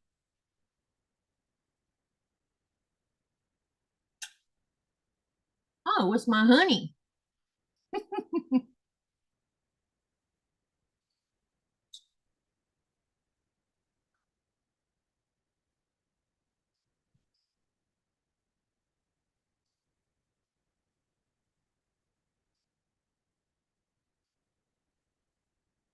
Okay, so we got number 8 done. Let's trim it, and then we have one more piece for this. Then we can get the other wing done, and then everything's going to be ready for sewing together. But I'll have to do it on William's live because I'm running out of time here. Because his live starts at 12, 11, 10, 9, 8, 7:50 his time, which would be 8, 9, 10, 50 Eastern time.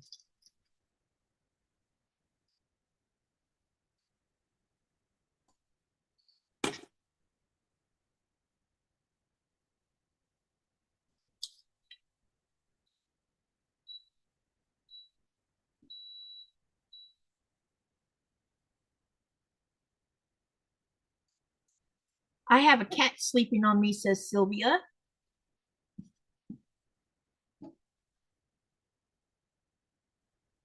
I haven't tried the FPP butterfly yet. I did get it printed, says Sylvia.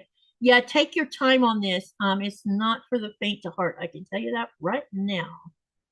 I am having fun with this.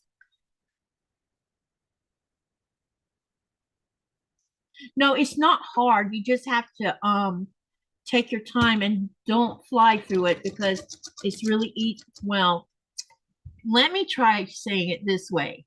If you're angle challenged, take your time. Because it's very easy to put the color in the wrong place. Especially if you're being picky about the color like I am right this minute.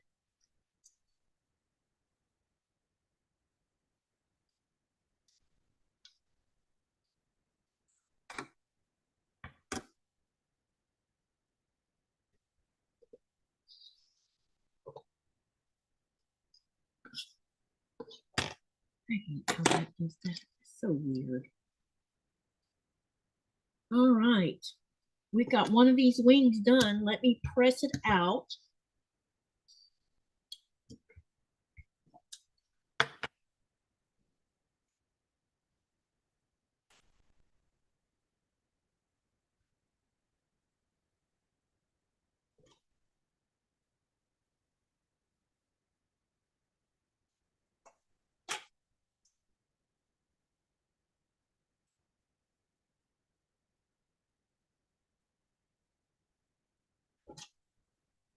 All right, we'll go ahead and trim this wing, and then we'll start on the other one. But I think I'm gonna have to, yeah. Let me trim this wing, and then what I'm gonna do is, while I'm trimming, I'm gonna talk. Tomorrow night, I will have, hang on.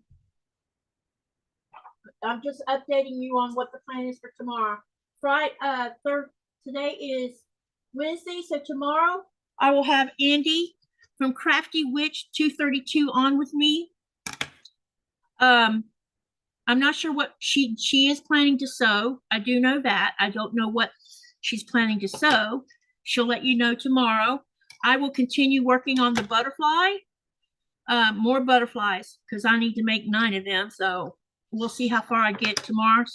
I don't have to have all 9 of them ready by Saturday, but we're gonna have some done by Saturday. That way, when Becca comes, because she mentioned we might take this through to March, because she works for a living and things like that. So yeah, because Becca will be with me on Saturday. Friday, we will be working on block number 33 of the 1000 block. And it's called spinning star, and that one is basically just piecing of half square triangles. There's no paper piecing or anything else involved in this. And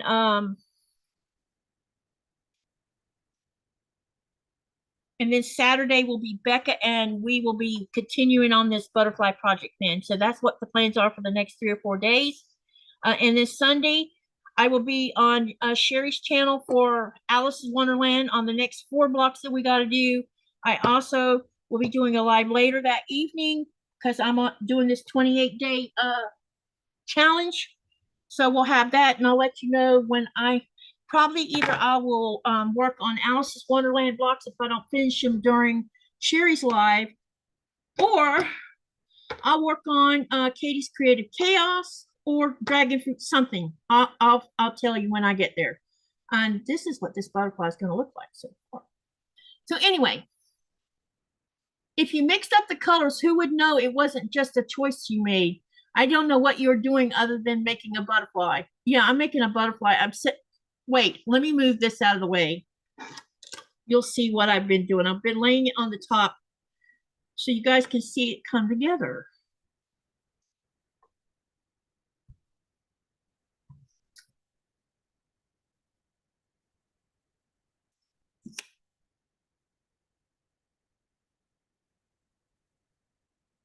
This is a finished butterfly. See?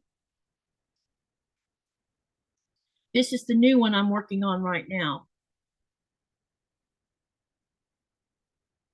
Right now it's in pieces.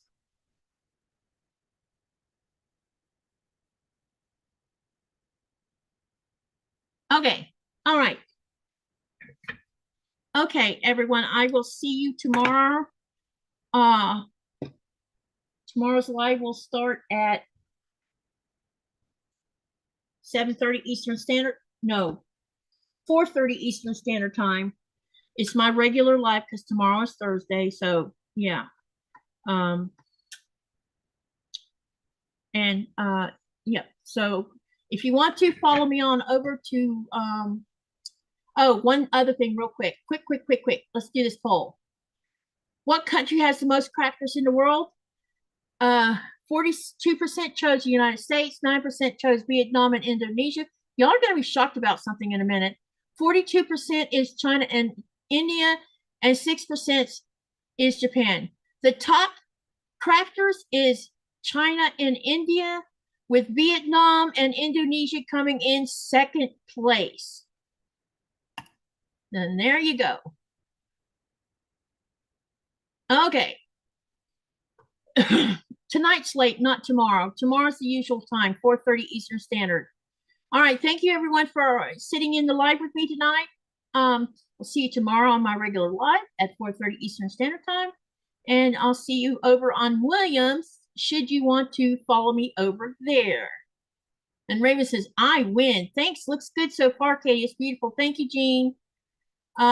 I know it seems like I'm doing crazy things right now. It's just that I know when I go to Denmark in June, I won't have as much lives because 2 weeks will be monopolized by Denmark. So this will give me an extra thing for y'all to go back and watch if you want. Anyway, see you over on Williams. Bye, everyone. Have a great night. Remember to live, laugh, love, and dream. What do you do with that? Make something beautiful or do something beautiful for someone else. That goes.